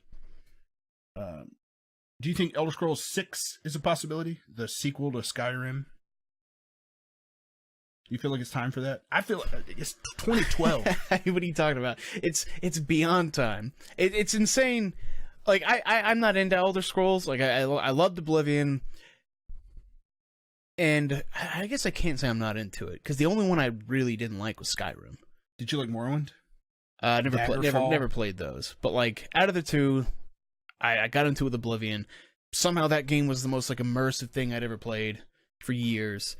And Skyrim just felt flat and shitty. And I've tried so many times. No, I know. A lot of people love it. But my point is, it never stops coming out. What I'm getting at is like, Elder Scrolls is like, has more like, its life cycle is literally like a console generation. Yeah. So like, is it time? Absolutely. Yeah. That game came out around the time I was getting fucking married. Yeah, and Todd Howard said they're working on it. So yeah, it's and I think it's possible. Maybe a tease. I don't think we'll see it this year. I feel like that's one of those like we're gonna announce it and then it's gonna come out 3 months later. I feel like it's gonna be one of those things. Ooh, that's how they did Fallout 4. But like I said, I still don't expect to see it though. Somehow. Yeah, I actually agree. I don't think we'll see it. It's possible. It would shock the world. I just don't feel it, man. Skyrim Battle Royale, says Tortilla. Completely possible. Zod says, my gaming habits are really weird. A game has to hook me in the first few hours or I lose interest. That's And each their own, baby. Sadly, if Prey didn't do that, I don't know. That game fucking hooked me pretty goddamn quick. Play what you want to play, how you want to play. Have a good time. More Fallout. Do you think it's possible that we'll see like another Fallout spinoff? There's been a lot of rumors about that. Oh, yeah. And I What's the really name of hope that studio? so. Obsidian. Obsidian, thank you. It did New Vegas, which was better received than the original Fallout. To me, 3. it's the most appealing looking Fallout game ever. Like, I was watching you play it, and granted, you had some mods and stuff in, but it didn't look as drab and dreary as Fallout 3 and 4 did. Well, I was going to say, and they have the mod support on Xbox, because I know you're not going to play, if you ever did play Fallout 4, I know you wouldn't do it on fucking PC, but I was going to say that drab and dreariness, you can just throw on like a graphics mod or like an ENB lighting mod, changes the whole thing. You can make it look like any fucking game. I played it in black and white once. The inside of me is just rolling my eyes. I know. Like, I know. It's just not my thing. Enhancing the game. I know people likes it. But like I said, maybe they have that sort of shit on Xbox mods. Maybe. So that might solve your problem. Starfield? You think it's time to see Starfield? We're not done talking about Fallout yet. Oh, okay. There's been two rumors. One was one based in like El Paso. I think I was reading. I've heard New Orleans. That's the other one that I was reading. And if I had to choose between the two, definitely would want New Orleans. Of course. Swamp creatures and shit? Yeah, over Come like on. El Paso. Yeah, like what the fuck's in El desert and- Paso? Like, El Paso already looks like a Fallout game. Like, currently. It's like, oh my god, did you hear?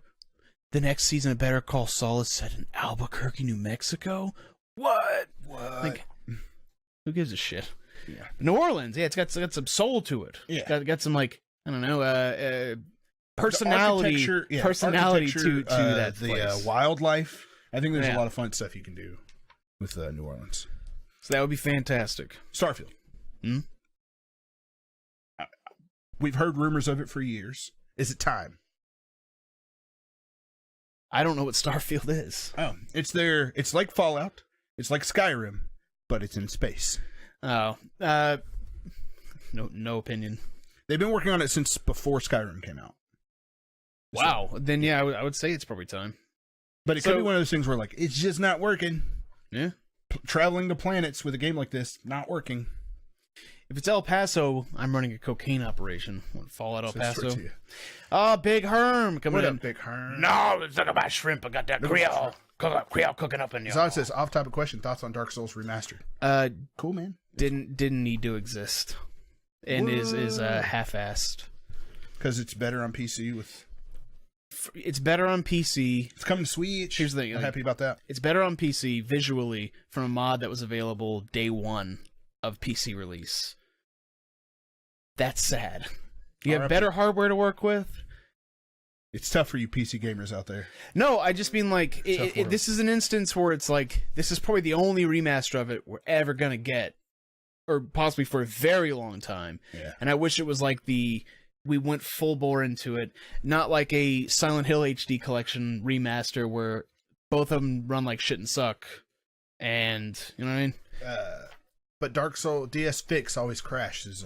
Not on mine. Not on the majority of people. So, but but even then, this should look better and not crash. Like that's the bit. But Festus has never played it. He's only played 2 and 3.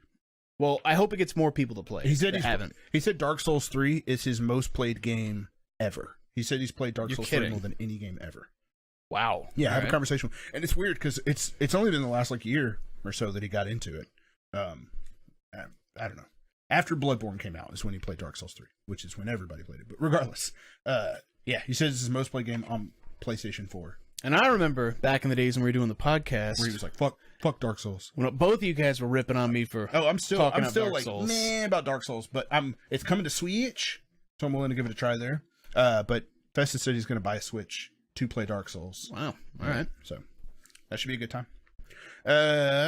Doom 2. You think it's time for Doom 2? I feel like they got a good engine. They got a good system in place. Is it time? It's been 2 years. I don't think so. Am I ready for it? You fucking better believe Bring it. up them Dick's voice. Once again, that was my game of the year, 2 years ago? I don't know, man. I don't know how your game of the years work. But yeah, no, the Doom was the year that it came out. It was by far my game of the year. It's one of the most perfect games I've ever played. As far as like what I wanted out of a Doom game. I feel like that's 2016. So yeah. Which I think Uncharted 4 got our game of the year, and I think mine was Last Guardian. So yeah, Doom makes sense for you. But Shores of Hell, go back there. Abso-fucking-lutely. Is it time? Yes. Do I think we're gonna get it? I think it's too soon. Okay. 2 years, man. This seems like a decent life cycle. That's what the. Do you know how long it took them to create the original one though? And I know they. But that's what I'm saying. Once you got the bones built, you just slap a new campaign. I'm shocked we never got any single player DLC for that. Because there was like a sort of semi expansions for like every Doom, even leading up to Doom 3. Yeah. It had 2 expansions. Maybe they've just been dedicating all their time to Doom for Switch. 2 Doom, 2 Furious. That's what I want to see. Sounds good. And then I have hope to see something unexpected. I hope that they shock the shit out of everyone. I hope they have some game that's like, you would never expect us to do this. And then it's like, boom, a Western. A Bethesda first-person adventure Western. Something like that. I don't have the word Western written. I wish you had that's where my brain is. Because like now that dude, I'd be extremely fucking hyped about that. Yeah, that's what I'm saying. Shock me. That's blow me away. That's probably the one era / like setting that I think is just horrendously underutilized, and everyone's afraid of Red Dead. Call of Juarez. But dude, it's always like cheap indie titles that cash in on it, and like most of the time they're not exactly great. And you have the one like the fucking Rolls Royce of Westerns, which is Rockstars, which comes out once a decade. But no one really ever fucks with it apart from that. R.I.P. man. Advice says, I feel like the more DKP speaks, the more Major Tom second guesses DKP being his life partner in Chainsaw 8. We're years past me second guessing it. I'm like third guessing it, fourth guessing it. Good baker's dozen. Yeah.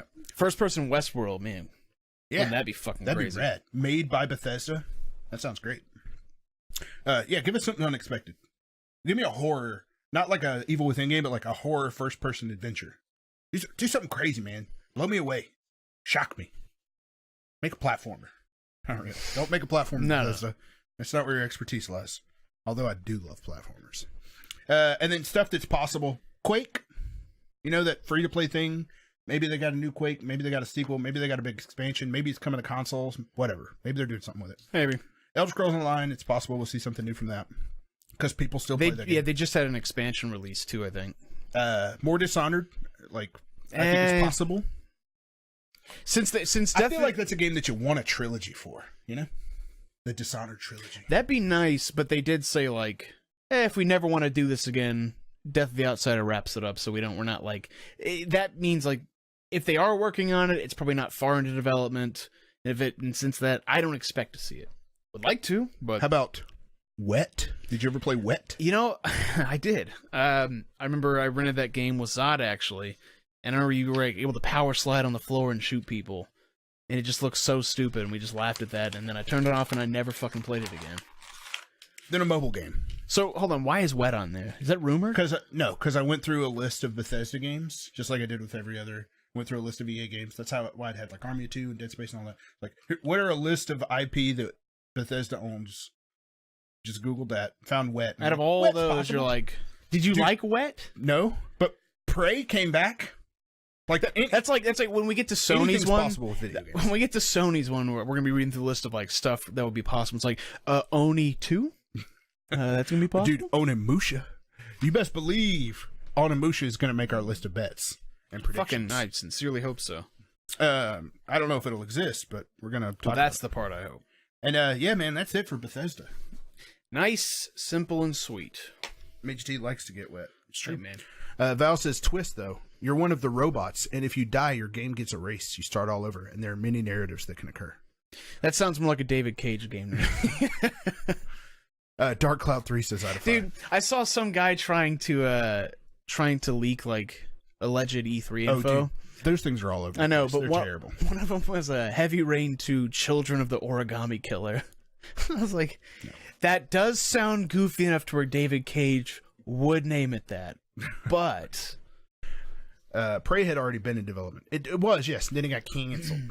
I bet whatever Bethesda makes will have a mobile title associated with it, like Fallout. So yeah, that's what I was saying earlier. Is like Fallout. What is it? Vault Builder. Fallout. Yeah. Do you think we'll see like some sort of Elder Scrolls mobile game that's like a, hey man, build your own Do I think so? No. whatever people care Do about. I think we will in the future? Here's we got the course. card game, so maybe they'll do a MOBA, Battle Royale on phones. I don't know.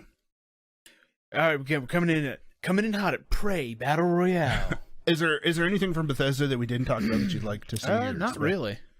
Maybe some Evil Within DLC. No, that's okay. Yeah. Like Evil Within was great, but it's like we talked about this earlier. There's certain games where it's like, oh, DLC's out, but that means I have to go back to that game. Yeah. When I'm done with it for now. Yeah. Just to like you boot it up, you have to like remember like what the fuck happened. Yeah. Just to play like a small side story? I bought the season pass for Dragon Ball Fighters. I bought the season pass for South Park. Haven't gone back to either of those games to actually enjoy the DLC for either of them. Did not buy the DLC for Far Cry. I'm very glad that I didn't, because I don't think I'm going to go back to it. I like Far Cry. You think that's fucking bad? I bought the $100 gold edition of For Honor. Because I was so absolutely positive that was going to be a game that I was going to get super fucking into. R.I.P. And yeah, I'm sure I have less than like 4 hours playing on it. Anything else for Bethesda? Nope. I don't really have any questions. It's going to be short. It's going to be half stuff that I don't care about and half stuff that I care about. Yep. Which is good. That's good odds, because I don't think EA will be half stuff I care about. I think it'll be like 20% stuff I care about. Right. I think Microsoft will be like 40% stuff I care about. So, in terms of like stuff that Major T is like, that looks great, I think we're going to have a good ratio with the Bethesda conference. You all right? Yeah, I'm doing great. Were you reading comments or something? You were just a little off there. I was just thinking back to For Honor and how badly that hurt. Because I thought it was going to be like Dark Souls combat, which I'm like, an entire game based on that dedicated servers? R.I.P. I just killed the club. And then it was like, move around and play paper, rock, scissors. And it's like, what the fuck is this? Yep.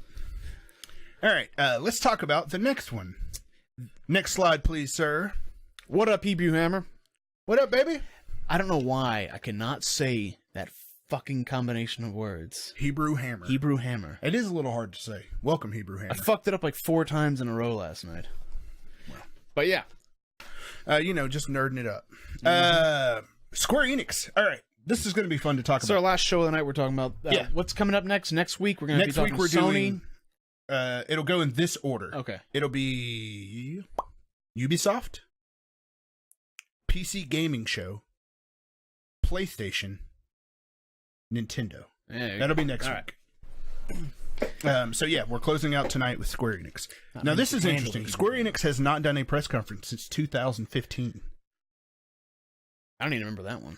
Was that when they showed off their Final Fantasy like tech demo system? I'm happy you asked. Here are the things that they showed at E3 2015.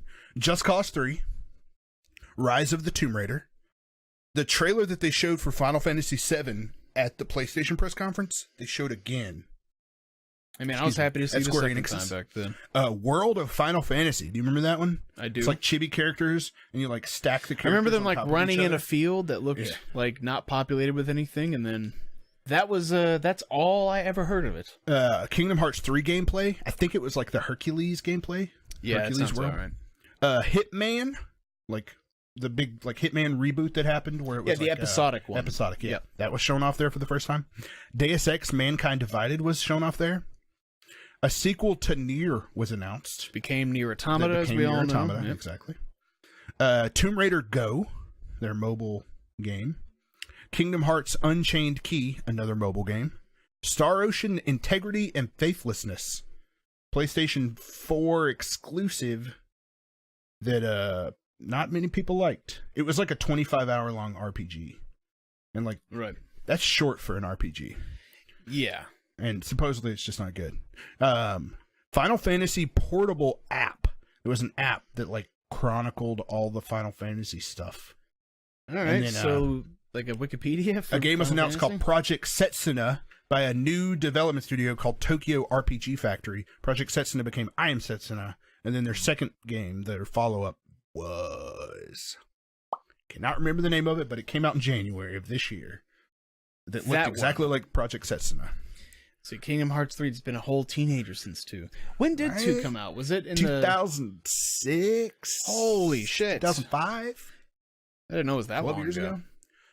Hebrew Hammer says, not many can handle the Hebrew Hammer. And then Kingdom Hearts 3, Idify says, Kingdom Hearts 3, Final Fantasy 7, that's all they need. Just Kingdom Hearts 3, says Hebrew Hammer. I'm tired of waiting. It's been a whole teenager since 2. True story.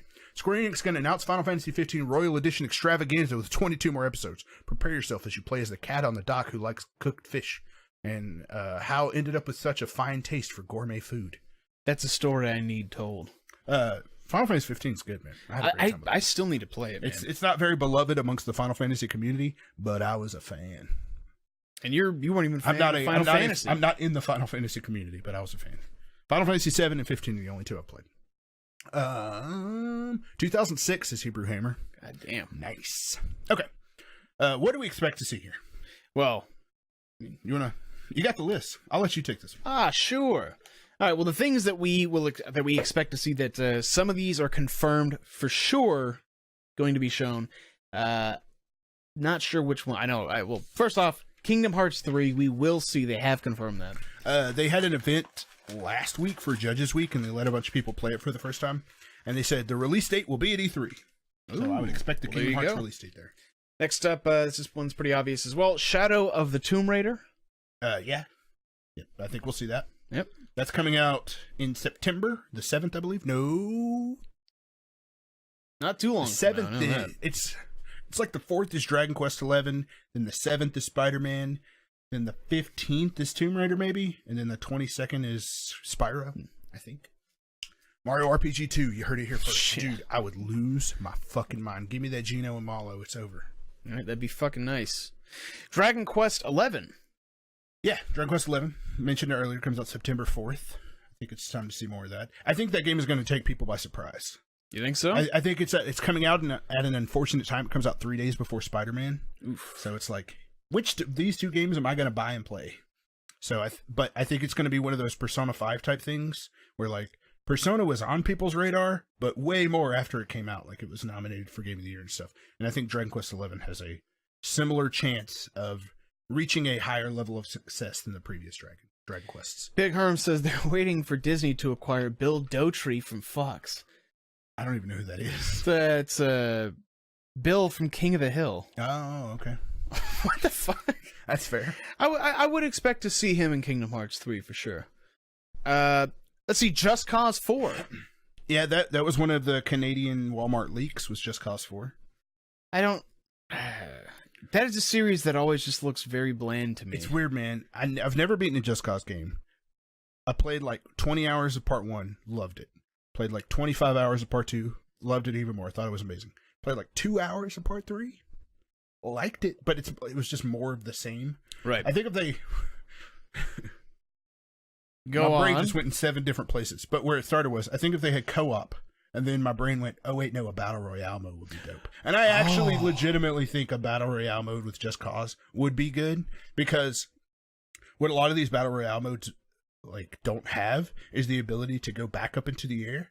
So you jump out of the plane or whatever, the bus, and you fly down and you do your parachute and you just drop down. You can use it again if you're on a higher elevation, but like Just Cause is like you can attach to something and sling yourself up in the air. Sounds open a parachute and like. I think a Battle Royale mode in Just Cause would be so much fun. It sounds like it would be a fucking mess. Sounds like it'd be a nightmare to design. It reminds me of like Bloodborne's PvP system, where it's like Dark Souls has worked really well, but Bloodborne you had the guns, and like that wasn't mostly PvP battles where were just people spamming their guns over and over, and it was like fuck. And I figure people just constantly zooming and zipping like a little bit at a time, just jagging around everywhere, like it would be a fucking mess to look at. Yeah, sounds awesome. Yeah, I don't know about that. You could launch pad back into the air. Hell yeah. But we got Octopath Traveler. Yeah, Octopath Traveler. Which, that is the Spritework RPG. Nintendo Switch exclusive. Yeah, with beautiful lighting. Beautiful. That's like the only thing I fucking really know about it, is that it visually looks stunning. I didn't play the demo, but I heard the demo was phenomenal. Yeah? Yeah. Dragon Quest Builders with Battle Royale. You already have a building aspect. I didn't list that here, but Dragon Quest Builders 2 is coming, and it's going to have co-op, and you best fucking believe me, you're going to play that together. All right, fair enough. We got Left Alive. Yeah, Left Alive was announced at TGS last year, and it is we don't really know what kind of gameplay it is, but we know, like, the trailer was super badass, and it takes place in the Front Mission universe. Front Mission are like those mech games. Oh, okay. They're like, I think they're tactical RPGs with mechs. Pretty sure on that. But the trailer was very, very, very cool. It's like running down the hall, somebody's running down the hall, and then the camera turns and there's a big, like, hole in the wall, and you can, like, see out into a destroyed city, and there's, like, mechs and planes and everything flying by, and it just looks like a insane war zone. Hasn't been announced that it's coming to the States, but I think it's possible to see that. Well, maybe we'll see that around the same time we see Capcom's Deep Down. That'd be pretty cool. We got something mobile. Dude, I'm legitimately curious how many people in this chat know what the fuck Deep Down is. Like, I remember. Just because, like, it's been so long. Yeah. So long. And then, something mobile. Like I said, if you look at what they did 3 years ago, they had 1, 2, 3... We'll get Nier Automata Go, likely, huh? 3 different mobile things in 2015. Mobile is very successful for them. They have a lot of mobile games. I totally expect something mobile related. Sounds like a Spidey universe battle royale. Yeah, imagine a world where battle royale took off so hard and everyone was trying to cash in on it so much that, what is it, Insomniac Studios, the guy that's doing the new Spider-Man game, have just like where there's 100 Spider-Men just in a city. Dude, I know but that would be the dumbest. I get it, especially thing. Like with our group of like people that play games like us. They're like, more battle royale. I'm okay with it. Like, do I think it's a fad? I think it's a fad like hero shooters are fads, where it's like, I think that there's staying power there. Like Overwatch is still a thing. I think the games that are in the battle royale world will still be a thing. Like MOBAs are still a thing. I think they're going to be around a very, very long time. But a bunch of people are going to try them. Similar to how we have MOBAs and stuff. You have EA, like, here's our MOBA. And Blizzard's like, here's Hero of the Storm and stuff. Heroes of the Storm is trucking along fine. Right. But people don't, when they talk about MOBAs, they don't talk about Hero of the Storm like they talk about Dota or League. I think it'll be like that. Where, like, there's still people playing it. People still love it. There will be versions of it that are really good, that'll come and go.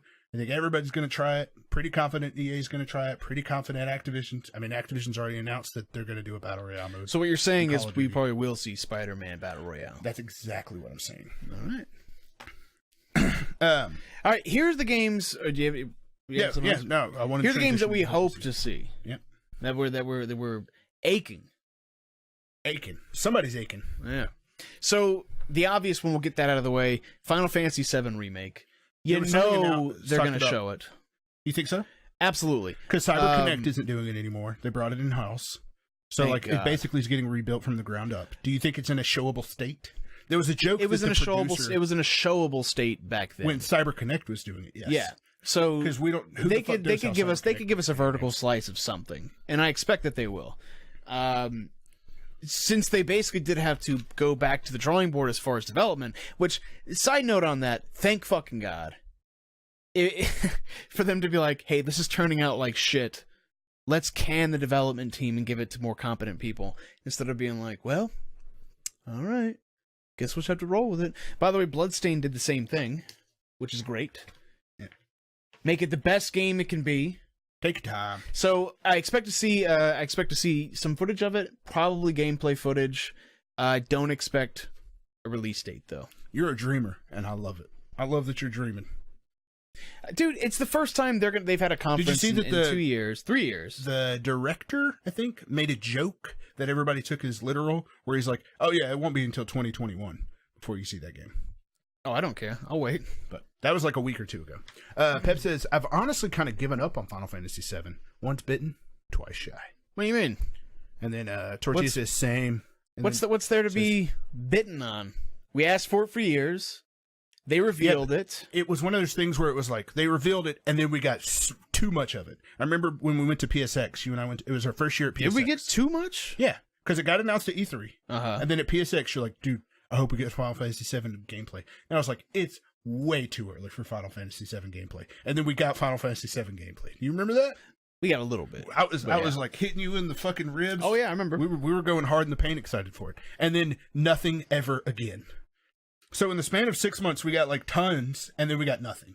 And we haven't gotten anything since then. Just like, yeah, CyberConnect's not doing it anymore. We're bringing it in-house. We're retooling it. We're focusing on this, blah, blah, blah. So. No one's been bitten.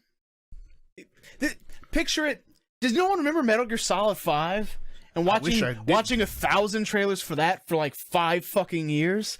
Dude, this is kind of almost the same thing, just with less trailers. Hideo Kojima is not Square. I know. But what I mean is, like they're doing due diligence to make sure that they deliver a good game.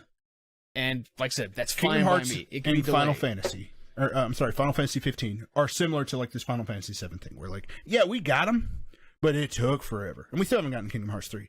But Kojima, however people want to say it, his thing is trailers. Like, he likes putting out trailers as much or more than putting out games themselves.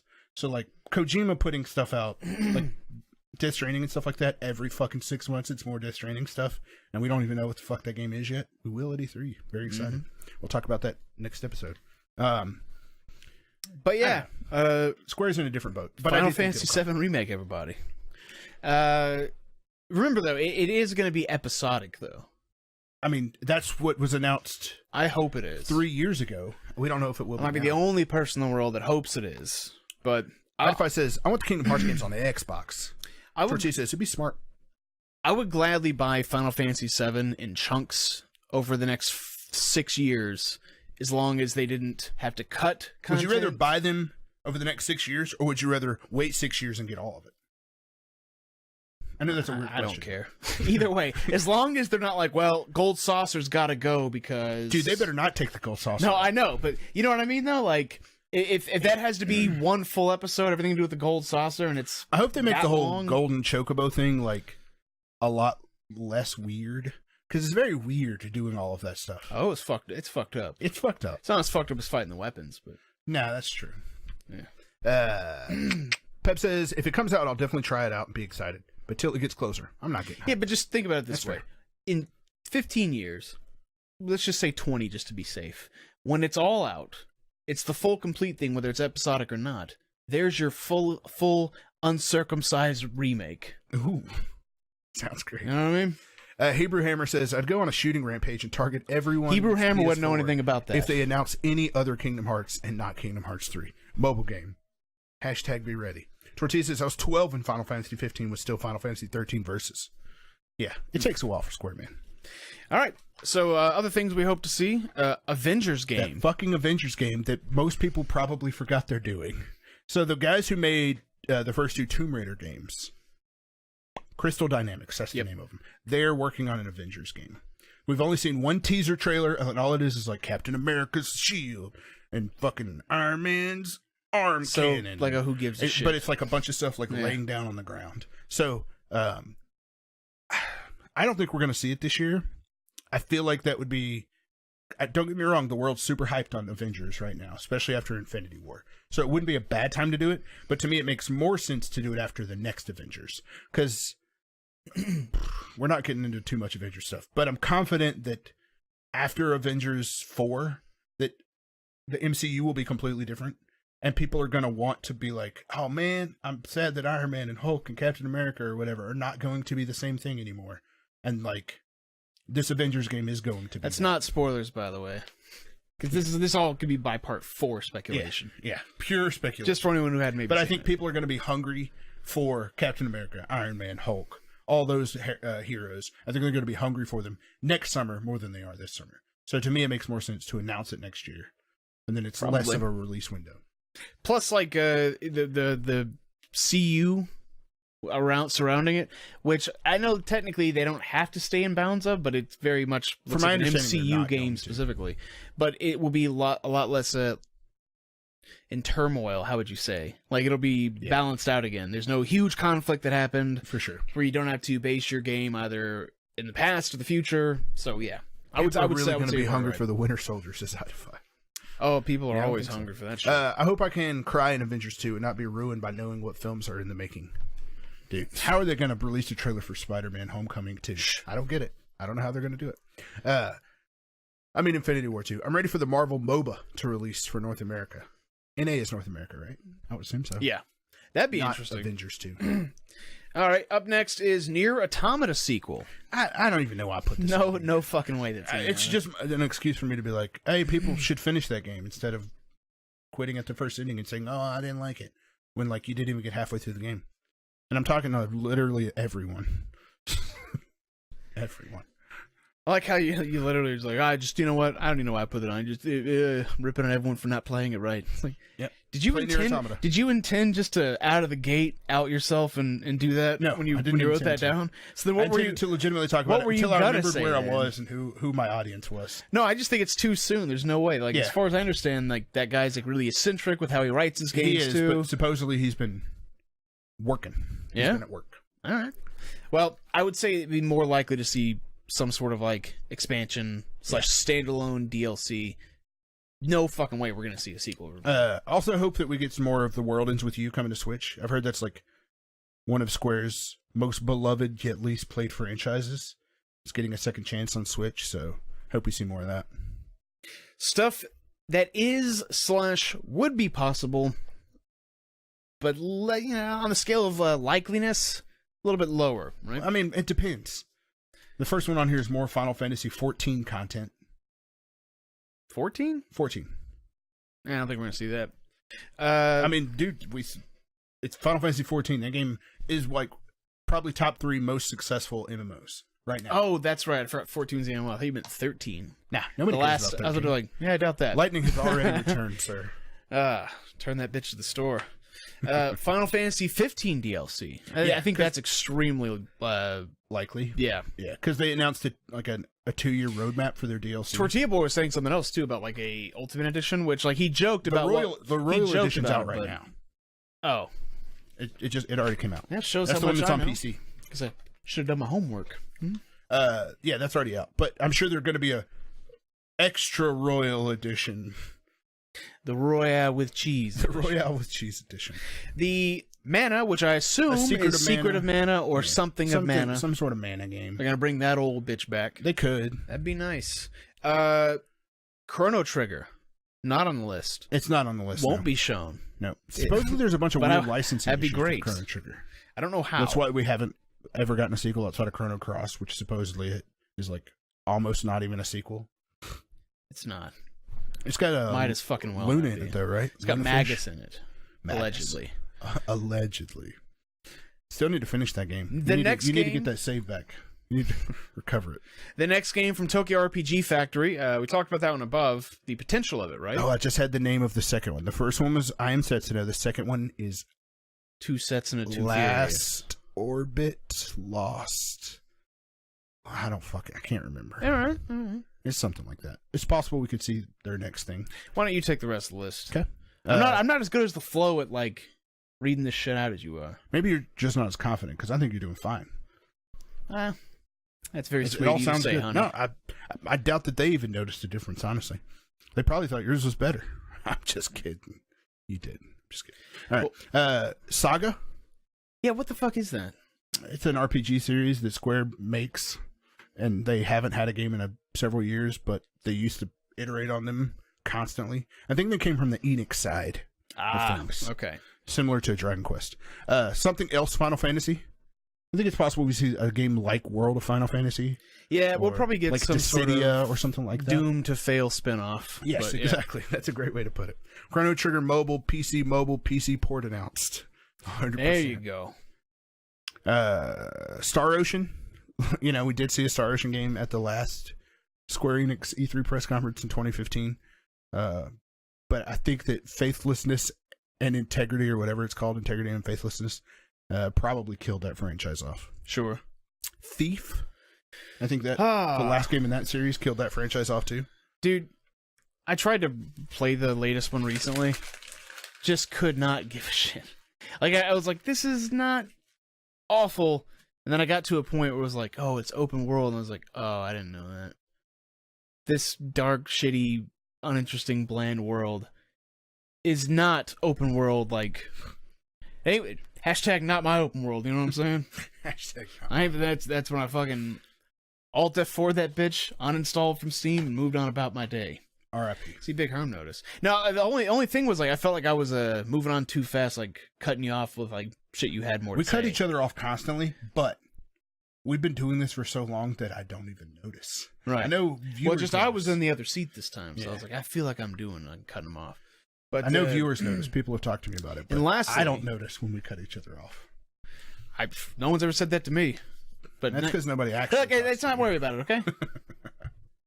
Lastly, Life is Strange 2. Yeah. I hope it happens. I mean, they've already said they're working on it, but I hope we get something for it. I think Life is Strange has some legs. We shall see. Yeah. But yeah. I know you didn't play them, and I can't say I'd recommend them, but they are good. Yeah. You said you couldn't recommend them to me. Yeah. I can recommend them to people who like stories of teenage angst. Yes, which I don't. I don't think you fit into that category. I don't think so. Teach their own, man. Play what you want to play. Dude, imagine if the guy that killed John Lennon had just sat down and played Life is Strange instead of reading Catcher in the Rye. He would have been like, you know what? Life is strange. Like, talking about yellow submarines? Don't get much stranger than that, folks. Life is strange. Therefore, John Lennon, you're good in my book. Nobody that compares Yoko themselves Ono to Gandhi. That bitch having any sort of career. Life is definitely very fucking Dude, strange. you're John Lennon and you choose Yoko Ono? Like, you got your pick of the litter. Like, pretty much anyone on Earth would marry you. I think we're just retreading ground that's been talked about 1,000 times talking about that, but it can't be said enough, though. You know? I mean, John Lennon should have just fucked the Big Bopper's corpse and called it a day. Whoa, baby. That's too much snow. All right. Close this out real quick so I can go over this stuff. Yeah. Well, specifically, I mean, do you want to get us off the camera? So people can see that right-hand side. Well, we're not coming back.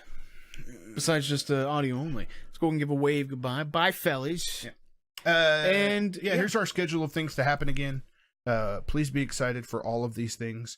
But in particular, be excited for Friday, June 15th at 9 p.m. Central Standard Time when the 8-3 Awards, when we acknowledge and recognize and award all of the amazing games and very amazing presenters.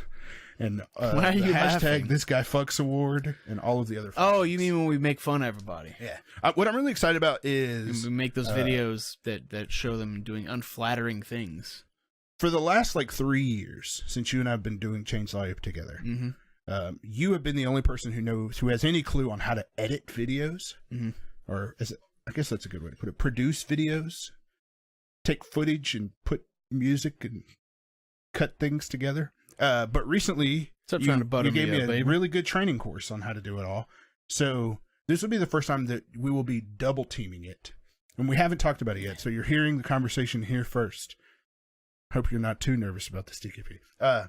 No, I'm excited, man. I think you should take all the fun ones. I don't have to edit for like 40 hours straight because I waited last minute, and then be like feeling like garbage while we're doing the presentation. Yeah. Don't gotta do that. We do give ourselves a bit of time though. So from Tuesday, June 12th to Friday, June 15th, Chainsaw Ape will not be on air at all. Fuck, we're only doing 3 days. Did we do that last time? Was We it that only short? did 2 because we pushed it for a Thursday. Good lord. So we're giving ourselves until Can't believe it Friday was that at short 9 last p.m. time. because we usually end up trying to go for like 8. Right. But we're giving ourselves that extra push right there at the end just to make sure we can pull it off. Yeah, hope you guys enjoyed this. We'll be back in a couple of days. I don't know exactly what day, but we'll be back in a couple of days to do Ubisoft, the PC Gaming Show, PlayStation's conference, and Nintendo. Well, let's So- hammer that out now. Okay. Or not. What day are you available? Monday? Can you do Monday? I think I can do Monday. All right. If not, then next Wednesday? We keep picking your Let's- streaming nights. Let's not hammer this out now. But of course, we'll be back live with all that next stream here at twitch.tv/chainsaw. Yep. 1 week from tonight, we'll be back with our predictions and bets and all those types of fun things. So everybody get out your pens and pencils. Get out your and fucking checkbook. Get out your fucking checkbook. Yeah. Because we're going to be writing checks for games that are probably not going to be announced. Just go ahead and stop. So, if you're watching this on YouTube, which you're not, thanks. Whoa, thank you for watching on YouTube. Make sure you subscribe. Make sure you click the notifications bell so that way every time we have a new video, You'll get to see. Don't do There that. we go. Don't do What do you that. mean don't do that? Reverse psychology. Reverse don't click anything. I would hate it so much. I would hate if you guys clicked the subscribe It would button. hurt so bad. If you're watching this on Twitch, I would hate if you followed us. I would despise that shit. Because we never want to grow and make this into something that's our careers, ever. Nope, I don't. Did it work? No. Did the reverse Has it ever psychology worked? work? No. But all right, I had a good time tonight, man. I had a great time. You want to put us back up on screen real quick? Oh. Just so they can Well, see I our already beautiful waved goodbye faces. like an asshole, though. Ah! We get to do it again? All right. But yeah, that is it. That is half. Yeah. I could easily go for the other half, but I could too. How far are we into this? Like over 2 hours I and think. some change, man. But yeah, we need Had to a good save time. it. Yeah, we'll save it. But yeah, Sony coming up next week, so look forward to that. Our next stream. Ubisoft, PC gaming, PlayStation, and Nintendo. Yeah. What I would say will be the better half of discussion. I hope so. Yeah. But yeah, that's it. I'm DKP, I Major Tom. and we'll see you next time, boys.